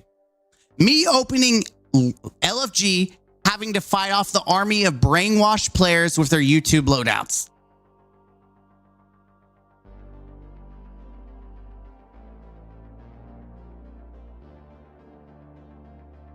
I'm going to give you, and well, let's hold that thought. It's not just this picture, right? Here's another one. And I had some other ones. I just didn't save them.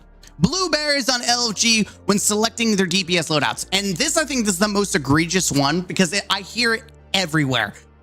Oh, so-and-so's using Thunderlord.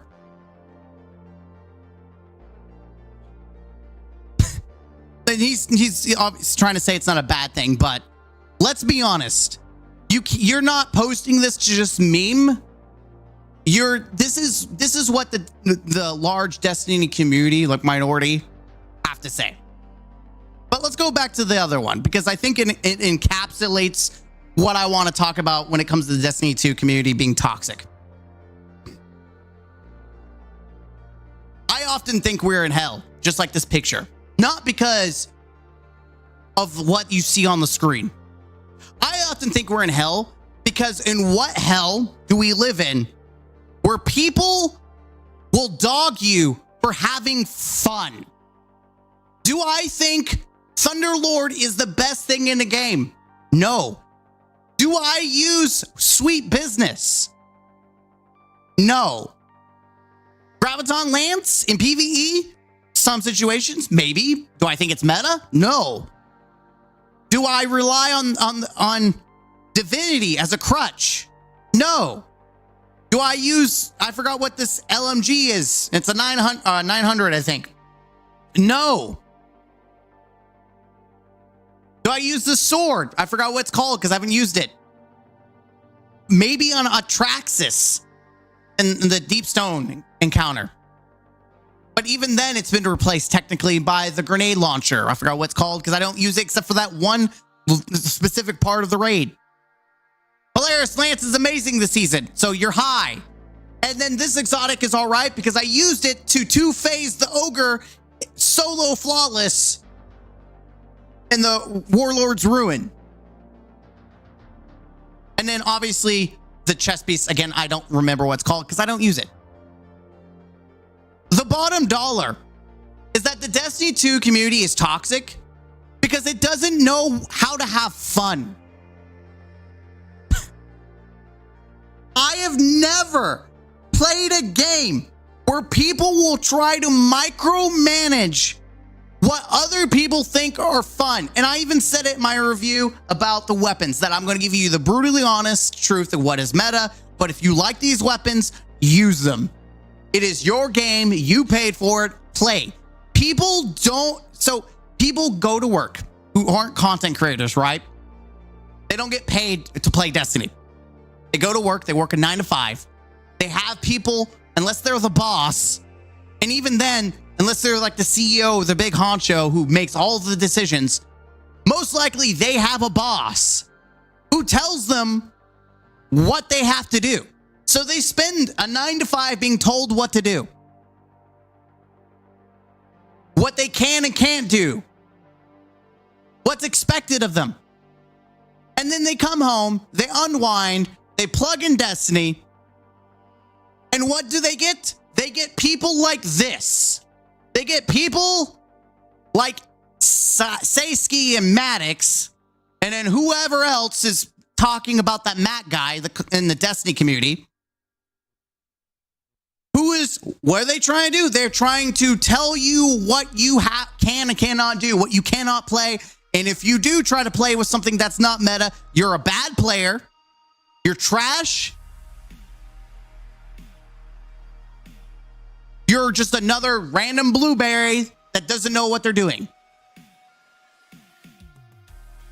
No wonder he's right. The guy's right. No wonder the community managers left. I would leave. After the incident with Grenadier Jake, like, he talked in his reply to me, he said, you know what, I was stressed out, I have all these people. I get it. He has people that hate him, but he has people in his community that are brain dead. People in the Destiny community that are brain dead, that are like this, that are just like this. because they try to micromanage the fun of other people. I play Call of Duty, and I've never been told by anyone, you can't play with that gun. Sure, if I get killed in like Warzone or something, they tell me get crapped on, dude. In Halo, I play a game, no one's gonna sit there like, I can't believe you're using that. You're just a loser. You're trash. No, it's usually my skills that determine whether I'm trash or not. I don't know what world we live in where people can't play the game how they want to play. Why are we villainizing people who want to use guns in a first-person shooter game? There are hundreds of guns that we have in the game. Why can't people play with them? And here's the beautiful point of it all. The only time a gun matters in Destiny 2, that it really matters, is day ones, and that's if you're trying to get the emblem, or if you're like min-maxing, you're trying to do like get the belts for day one raids. Yes, you're going to run the sweatiest of sweaty builds. That not all people are going to do that, by the way. Or you're trying to farm grandmasters, or you're trying to get flawless in trials or comp, whatever. Those are the only situations where you're going to run the most meta, sweatiest things. But what's funny about trials and even like PvP in general, I agree. I'm going to say some controversial. I'm not going to make a whole argument about it because that's not what this video is about. But I agree with PvP players, especially the high 1%. SBM sucks. Because you can't take whatever gun you want into like PvP and then have fun with it. Because if your bracket's too high, you get sweaty players. And if you're using something that isn't meta, you're just going to get slapped around and it's not fun. It's not fun for anyone. You have to use the most sweaty things. You can't experiment. You can't have fun. But PvP is not the same, or PvE is not the same. There is no skill-based matchmaking in PvE.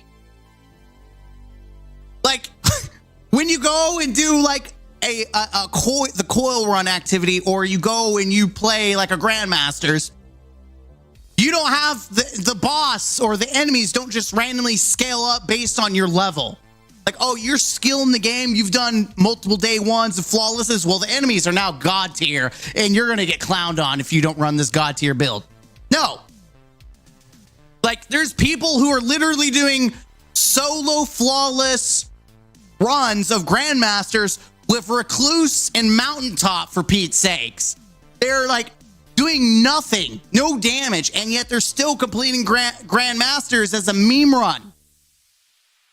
You can literally play the game outside of the very few instances, which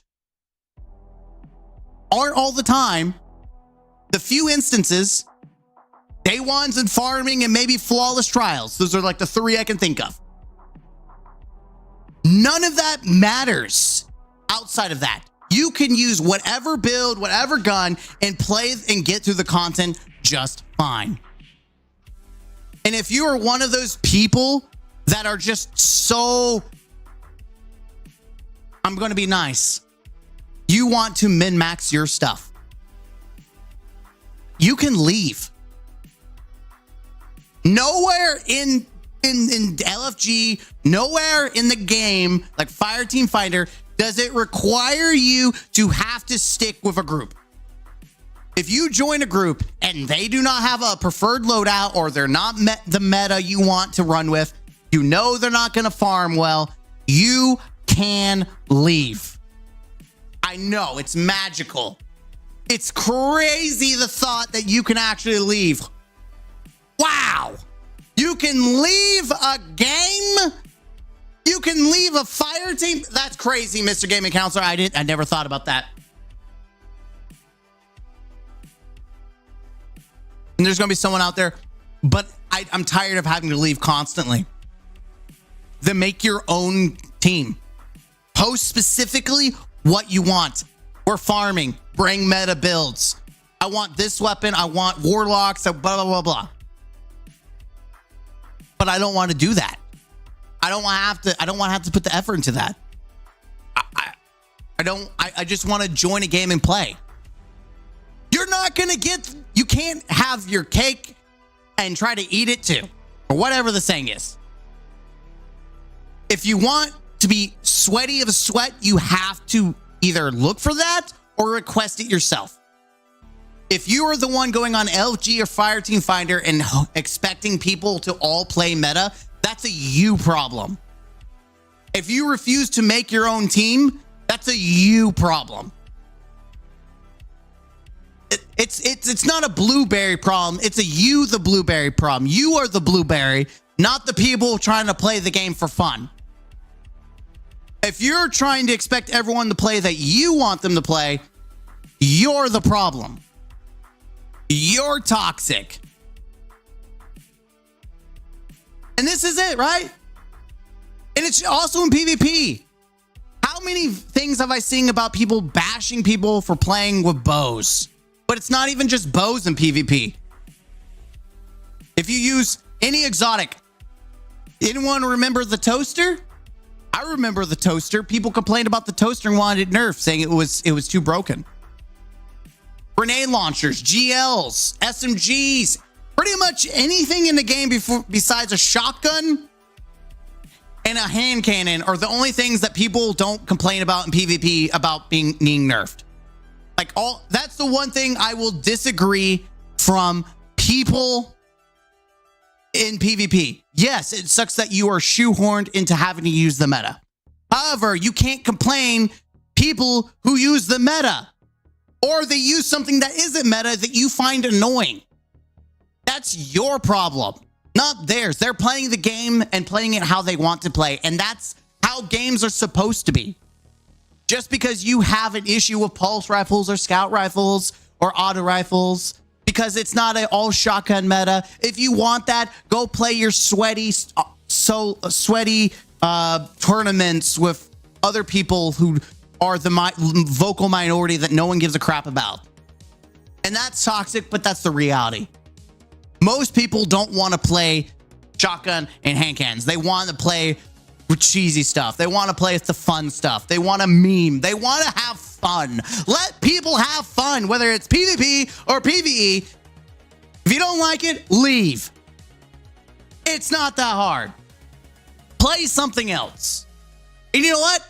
I speak from experience. When I get tired of Destiny, I play other things. It's not that hard. It really is not that hard.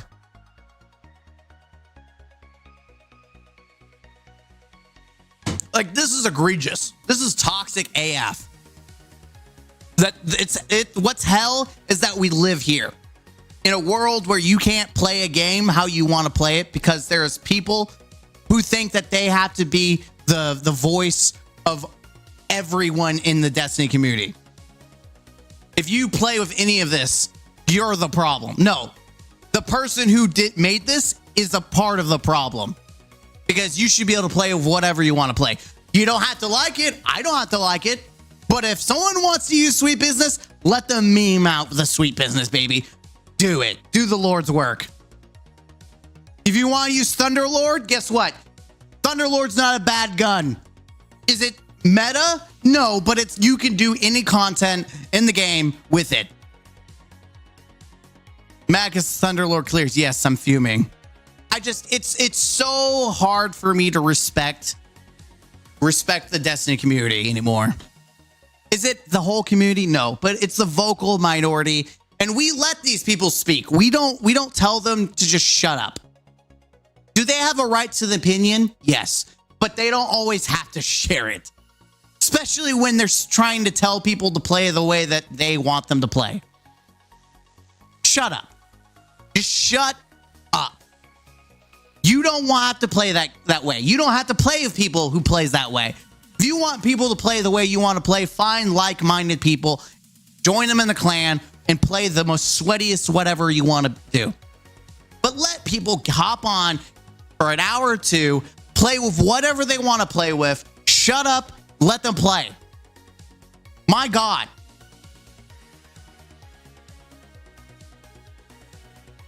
Because it's not their fault that me and you are tired of this game and we're tired of Bungie's crap. But the people who want to enjoy this game, let them. That's why I said at the end of my Last Wish review, if you enjoy the season, then enjoy it, right? But I'm going to be honest. And you could be honest too when people care. If you want to do a review of what's meta, put it in the video. This is what's meta. All right, that was your opinion. You're done. But to go and actively bash people for playing specific things, like, come on. Come on. I bash people for being peg pigs. And that's because it's logical. Because they're also complaining about the state of the game, but feeding Bungie the cash from the store is telling them that you don't care. Like, your actions are implicating that you don't care, that the Bungie's in a good state.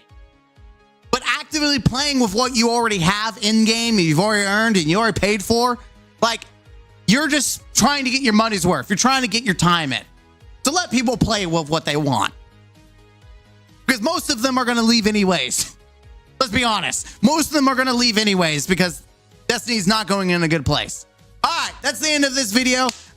Let me know in the comment section what you think. Let me know in the comment section your personal experience with some toxicity in the Destiny community, whether you're new, returning, or a veteran player. I would like to see your guys' point of things. Again, I've got a couple of other people's points along with my own, and I'd like to hear from you. Until next time, don't forget to be the best version of yourself, and as always, game out. All right, that was 30 minutes. I can cut that down later. All right. Now, we go on to Halo. I've been wanting to talk about Halo for a hot minute. Let's see, is it here? There he is, the sexy man himself. All right. Halo. Let's start with the Halo scam.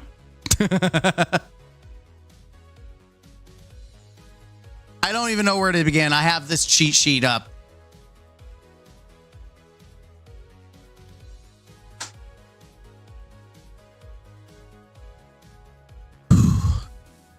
So let's talk about it. Listen, I'm going to give you my quick download of Halo Infinite, right? Game came out. I thought the campaign was all right. I thought it was mid. Much better than Halo 5, because Halo 5 was an abomination. It should be burned in the depths of hell. Halo Infinite was nothing but a retcon. Halo Infinite is to Halo as the Rise of Skywalker was to the sequel series of Star Wars. It was just a really condensed way of trying to shift the story, which would have been fine alone, but it was a half-baked delivery all around. Not only that, but they separated the package. They made the multiplayer free. The campaign was still $60, even though it didn't have co-op, the most important part of the Halo DNA, and then being able to have replay missions, which is baffling because even Final Fantasy VII and God of War from PlayStation has New Game Plus. It's just baffling to me. No way Halo Infinite campaign was worth $60. I did get it for $30 on sale. That's as much as it's worth, is $30 in my opinion. Now the multiplayer has been on life support since it launched. At the beginning, and the one reason I hate, and I know I'm being a dead horse, but the reason I hated Halo Infinite multiplayer from the get-go is that the most content was in the store. Fast forward, and we've gone full circle. I've not played, but I've kept track of Halo Infinite. Here we are, new operation, or season 6, whatever you want to call it. Everything is in the store today. And this guy says, look, I'm happy the Mark IV is here, my baby, But like, if this is what's going to happen to armors going forward, I would rather take a $10, 50 to 100 tier battle pass again, or just let us buy items individually. So what the big issue, and it's funny, this is such a big issue in the Halo, even like people who are just like vouching that Halo Infinite is a good game, the copium, even they have turned tail. The people that breathed Halo Infinite, that it was the best game ever, nothing's wrong, even that they're coming out because 343 did the dumbest thing possible. They essentially ended support without actually ending support, right? They came out and they essentially told everyone, we're working on the next game, without actually saying it. So what they did is there's no more seasons. There's just operations. And instead of battle passes, you get a little bite-sized thing for 20 tiers. And I don't know how much money it is. It's probably not worth your money. And I do know that the biggest issue people have with the battle pass is that it was filled with a bunch of useless things.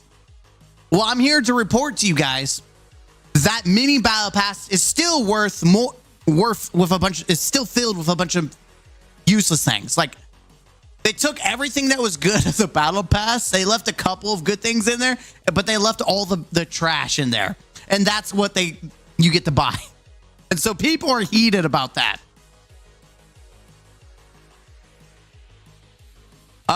Let's see, dress up content. Then we have this. With the newest Halo update, Halo Infinite is now Spartan dress up the game. Minimal new dev content and cosmetics only updates.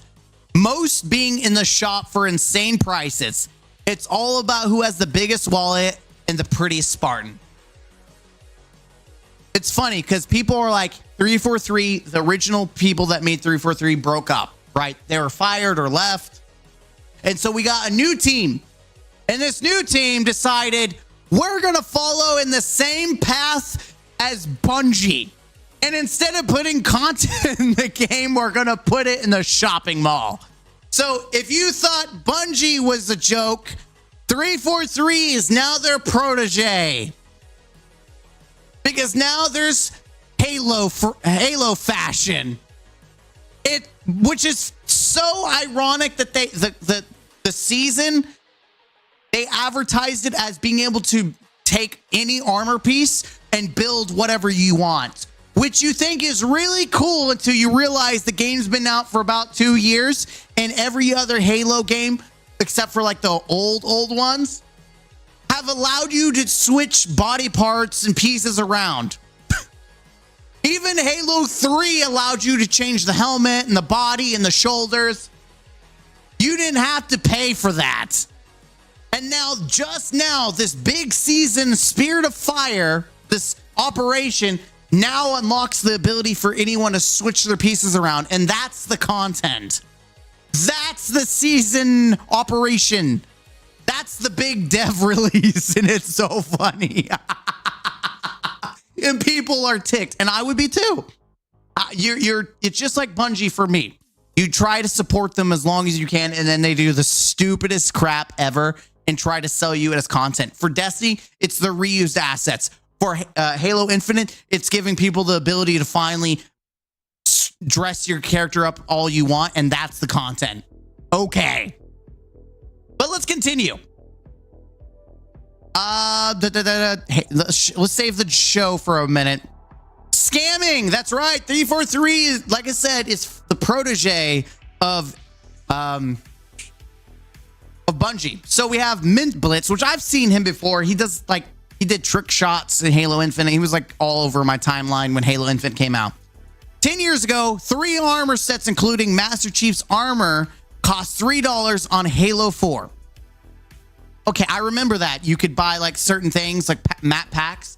And I thought it was really weird, but I was like, okay, it's chump change. Today, all that stuff is like $38 on Halo Infinite. Literally the price of the campaign when it's on sale. Even more for cosmetics. I take back what I said. They're not just Bungie's protege. They're also Blizzard's protege. If you looked at Diablo 4's armor and like the skins, it's a dang near half the cost of the game, which is baffling that people are, one, stupid enough to buy it, and two, that a company can be so disrespectful to its fan base, which is part of the reason why people are pissed at 343. Even the most dedicated fanboys are pissed. Original Battle Pass. Is that it? Did I already do this one? No. Let's see. Battle Pass joke. Here it is. Yeah. 20. Spirit of Fire. The whole thing right here. So the Spirit of Fire pass is done. Look, I love this update for giving me the Mark IV, the evolved MA. So if you bought the Battle Pass, you got a bonus of getting the Halo CE model of the auto rifle, which is cool but annoying that you had to pay for it. The M9 Station model, which is like a sniper rifle based off lore. I don't know about it because I didn't read the books. But this pass should have been more than 20 tiers. These, or most of these, armor should have been in the pass.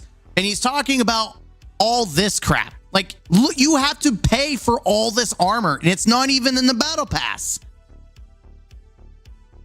Like, you spend like $20 or more. And that's why people were pissed, and rightly so. And they're pushing these bundles. Honestly, I got shut down in a private chat about this, but I have a theory that the removal of the Battle Pass seasons are part of a push for bundles and more store content. I mean, this is egregious. And I think we can all agree, whether you're a Halo fanboy or not, we can all agree this is egregious. This is a joke. This is pathetic. What, Mint Blintz, we need to talk about Halo Infinite Shop. $60 for a featured bundle, or even half the price of a AAA title. Still can't purchase one item individually. The new sniper bundled. 8 individual armor sets, enough to make up a battle pass, all thrown into the shop. That's ridiculous. That is the stupidest crap I've ever seen. And this is why I refuse to support this trash game. It is still a trash game. 2 years, any good faith that they built for the Halo fan base, they threw down the toilet by telling them, we're not doing seasons, we're not going to do like big updates anymore, but we're still going to sell you a lot of crap in the store. Yeah, we're not really doing much of the game anymore, even though we said we would for 10 years. But hey, you can still give me your money.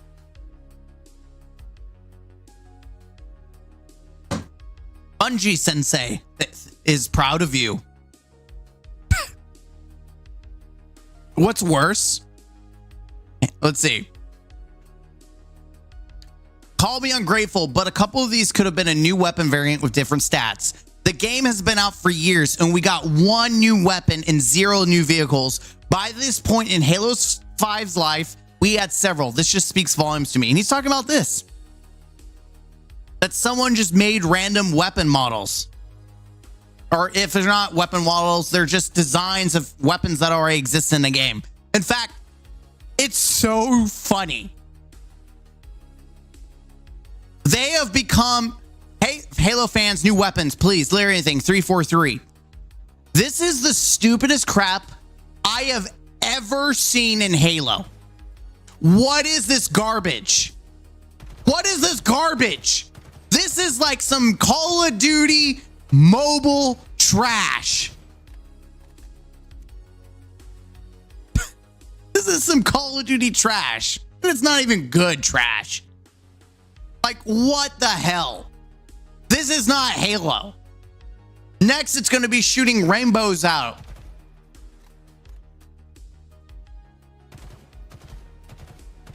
Might as well make it like Call of Duty, where it shoots out lasers too. It's so stupid, dude. You just can't, man. I just can't. We're doing Call of Duty skins. It's a joke. It's a joke. Needless to say, guys. Needless to say, I think Halo Infinite is dead or dying. More so than it was already on life support. But this is like the biggest middle finger from the new 343 that people were like, oh, they're saving the game. And then they flip you off and saying, hey, we're done. Give us your money. It's crazy that people support. I do feel bad. Like I've been there with Bungie supporting them, even though I should have seen, I did see the red flags like miles away. But it's bad. Halo Infinite is a dumpster fire now. It is nothing but a shopping mall in the game. That's the content. That's what you got for Spirit of the Fire is a new shopping mall and fashion show. That's what you got. Halo Infinite just got features that have been in other previous games at release. And now they're season-defined features. Oh, we got replayable missions. It's a season feature. Oh, we can play co-op now. It's a season release feature. We got a bunch of Forge maps. Season feature. You can now customize your Spartan in any way. It's a season feature. But you know what's the season feature? More shopping mall.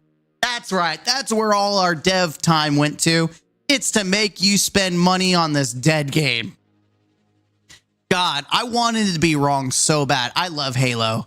Halo is my baby. It's my baby, man. I want it to come back. I want it to shine. I want it. I don't want to hate on it. In fact, Halo was doing so well that when they did the $20 Halo Combat Evolve, I'm going to be honest, I came back, I snuck on like a little rat, and I spent $20 on the bundle, even though I shouldn't have. Because part of me wanted to believe. Part of me just wanted to hope that it's going to continue to get better. And I'd want to plant a seed. And then 343 came over and took a dump on it and smothered the life out of that seed. And now it's just a dead seed in a dead game. I don't want to play this. I want to review it, but I don't even want to play this. It's just like Halo 5, which Halo 5 had good multiplayer. It's just the campaign killed it for me. And it's the reverse, right? The multiplayer, yes, or the campaign, yes, didn't have replayable missions or co-op, which did hurt my soul, but at least it was all right. It was fun. I could have fun with it. But the multiplayer killed all joy I had. And I'm tired of all these years of I'm tired of being a Halo fan and having nothing to fan over. That's what hurts my soul. Going back and playing Master Chief Collection, and I have so many fun moments, and I have memories that come back to me, and I just wish I could go back in time and be there. I just wish we could back the good old times where Halo was advertised as like the front runner of Xbox. I remember being out on midnight releases. I remember being excited to crack open a game case and put my game in the Xbox and hearing the Xbox sound effect come on. And I'm holding an Xbox controller and I've got Mountain Dew and Doritos and I'm playing LAN with my buddies and we're running around with shotguns and energy swords playing on multiplayer. We're having dumb, stupid fun. You can't even do that anymore. You can't even just play offline. You can't hook two Xboxes up and have fun. You can't do that. Hell, you couldn't even do that online anymore because of that's how bad it was. You can't even experience that on its own in the the campaign. It's just it feels bad to be a Halo fan. And part of me wishes I never knew Halo. Not because I never want to experience it, because I want to be able to, I would love to come back, never played Halo, and experience the Master Chief Collection and all that, and have all those good experiences until I got to Halo 5 and then Infinite, and then I really hate my life. I mean, Infinite's fine. I would maybe skip Halo 5. Someone tell me if I have amnesia, just skip Halo 5 and just jump into Halo Infinite, and I would still be all right. But 3, Halo 2, even heck, Halo 1, Reach was all right. I'm not, a lot of people love Reach, but I'm not too much a fan of it. But even then, I find it more appealing than 5. And that's it. That's my react. I appreciate you guys. Let me know. Have you been playing Spirit of the Fire cosplay with your mic? Let me know in the comments down below. I'm Mr. Gaming Counselor. Don't forget to be the best version of yourself. And as always, game out. All right. And last but not least in the drama, because you know you always got to do some drama for your mama, right? Always got the drama. Always watching the drama. Always watching the drama. Always watching the drama, Mr. Gaming Counselor. Always watching. All right, talking about drama. Now we go to... Is this it? The brain dead comment. I want to... Yep, there it is. I've been waiting because I've seen some reviews on this already. That's our Master Chief right there. If you don't agree with the helmet coming off, you don't like our show, says Halo Actor. Well, guess what? A lot of people don't like your show. I watched the first season on Amazon, or first season on Amazon. Technically, I paid for Prime, but I didn't have to pay for the crappy Paramount or whatever the crap this is on. I've never had cancer in my eyes before until I watched this show. I've never seen someone so insulting in my life, or something as insulting as taking something that I love and just taking a dump on it. And I don't care that this is the silver timeline. This show sucks. And apparently the fall of Reach is about, they brought back all the worst things about the first season. We got Maki. She's back. We got Quan and the Rebels. They're back. And of course, Master Cheeks is back. We got Master Cheeks. Nothing says Halo like sex. Yep. Master Cheeks is back. Just not cheeky. He's not cheeky. But you do see the cheeks of his face. And I don't understand how you could take an iconic character and be just so disrespectful to the community that loves Halo.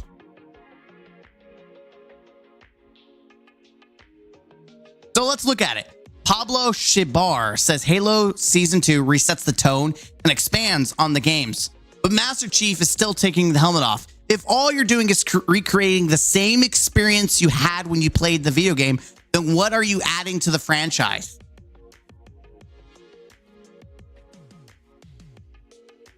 What do you mean?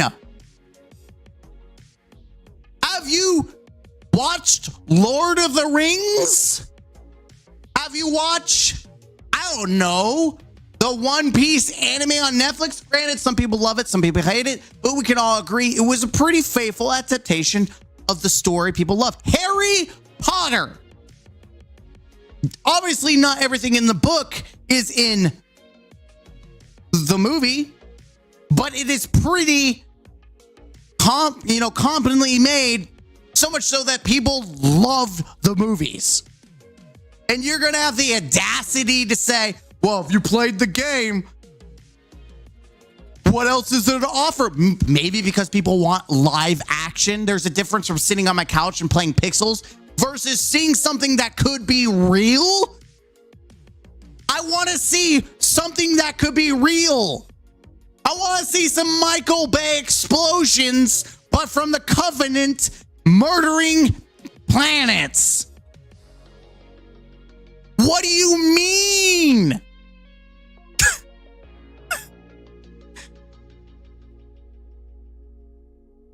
What do you mean? The Tomb Raider. Imagine Lara Croft not having booty shorts and a tight shirt and dual pistols.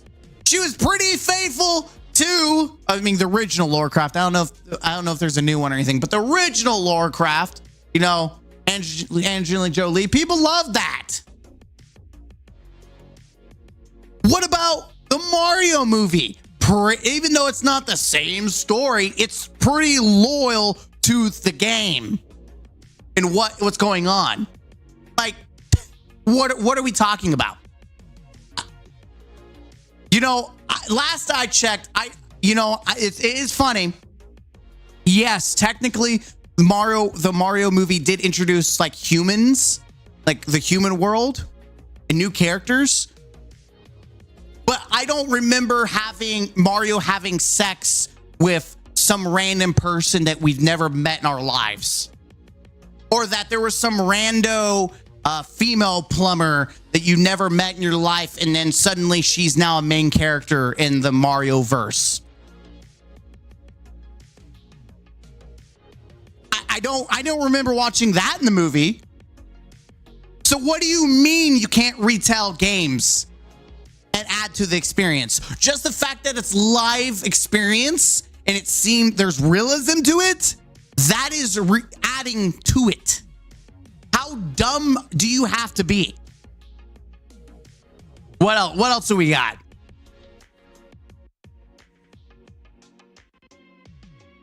The idea that Master Chief needs to remove his helmet to connect with the audience. That's what Pablo said. The audience is extremely silly considering this 1 minute cutscene from Halo 3 has more compelling performance from John than literally anything from the entire Halo television series. Yes, we connect with Master Chief and he never takes his helmet off that you see. It's crazy. Send me out. Like, this whole scene was amazing.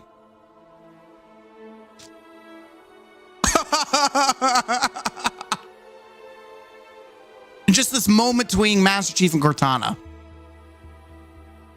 Yes, I have background music, so it's not going to be as cinematic. Okay. But you understand, right? Like, you don't need a helmet for people to connect to you.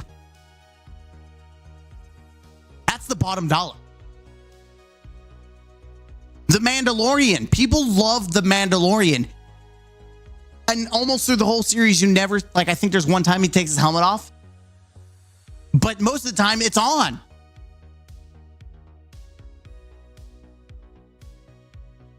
Why do people think that they have to take something that people love and do their own image of it? It is just, when people do this, like for him, for instance, he has an iconic character. And the only reason I think he wants the helmet off is so people can register him with the iconic character. So he is iconic. That we see him as an iconic person. And I could care less about him. In fact, they could have kept the helmet off and had Steven do the voice for him. Since he is the voice of Master Chief. And I think they would have been fine. They could have paid a body actor and just had him voice the entire time. Hell, they could have let Pablo be the voice, and I think people would still have appreciated it as long as he kept his helmet on. I don't understand how brain dead people are. How season 2 said trying to do course correction, but they introduced some of the parts that people hated. People hated Quan and the Rebels. No one gives a crap. People hated Maki. But for some reason, she's alive? Question mark.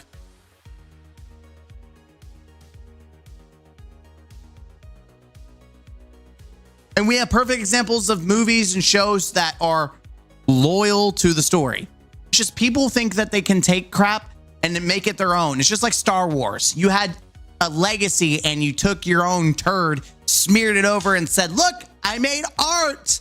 I'm fantastic. And you sniff that crap and you think you're all that in a bag of chips and you're not.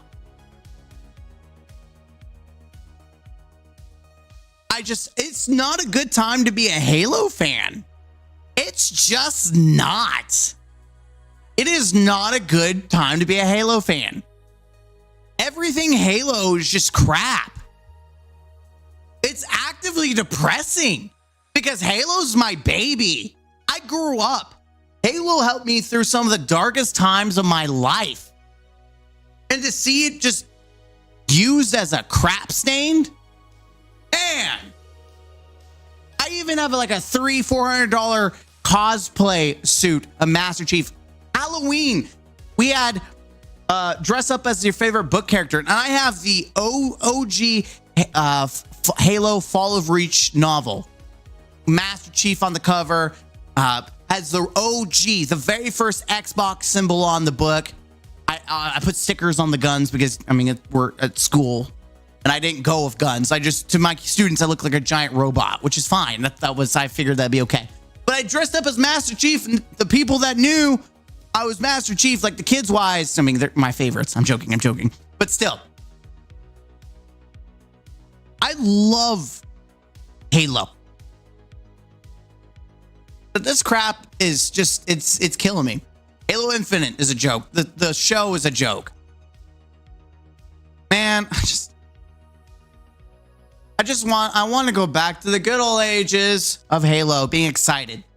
But now anytime I see something Halo, I just instantly sigh in regret. I just sigh. I truly believe the age of Halo is over. And I would have been okay if Halo 3 was the last Halo. And every couple of years they gave it the Skyrim or Last of Us, remastered edition. You know how many people would it really want to buy Halo 3 remastered? Like, my God, sign me up. Give me the best graphics possible on Halo 3. I say Halo 5. God, don't bring Halo 5. Halo 3. And I'll spend $40-$50 alone. I don't care if it's an old game. Bring back the multiplayer just as it was. Hell, remaster all the maps. Bring in some new maps. That's gonna sell. That's gonna be content.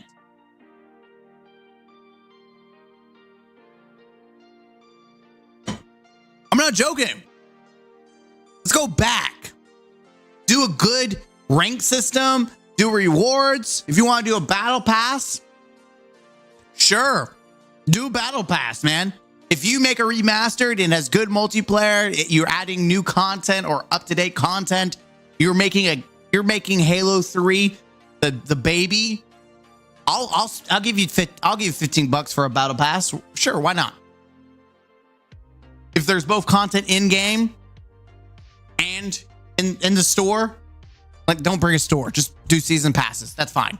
You want to do like the Master Chief stuff, but it's instead like you get everything that was already in the game or from the Master Chief collection and you get it for free and then you add new stuff. That's okay with me. Don't charge me for crap I already paid for. That I'm not okay with. Like, if I buy the game, I should get everything that normally came with Halo 3. Just don't be honest.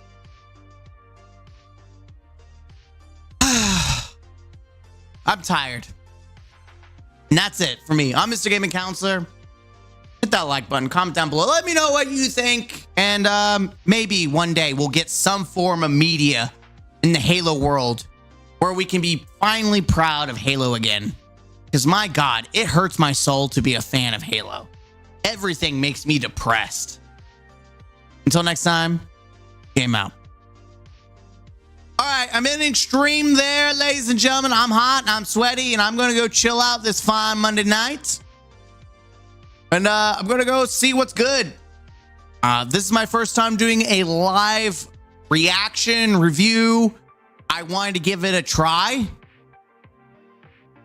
You know, there was a lot of stuff I want to catch up on. I just usually feel really bored and tired of it. Let's go to this. You get a peek of the everything. Yeah, so you see my green screen right there. But man, it's hard being a gamer. We're gonna get back into playing Final Fantasy VII. That's the reason why I'm doing this now, is because there was a lot on my mind, a lot I wanted to do, like the review for Destiny and talking about Destiny. But I knew I would never do it because I'm going to be playing Final Fantasy for like a month or two straight. So it's the year of Final Fantasy for me. So get used to it. I'm a Final Fantasy stan. It is better than everything that's currently going on right now. Minus Power World, but I'm giving Power World a break because I don't want to burn out. Kind of like I'm giving God of War a break. It's a fantastic game. I will go back to God of War Ragnarok to do the new content. I have Final Fantasy 16 that had the DLC I could buy and play, but I'm saving that for a later day, like a rainy day, because if I just consume everything at once, there's nothing else to play. So I'm enjoying old content and the new content that comes in. I thank you guys. If you're watching the VOD, you're a real one. And as always, have yourself a fantastic night.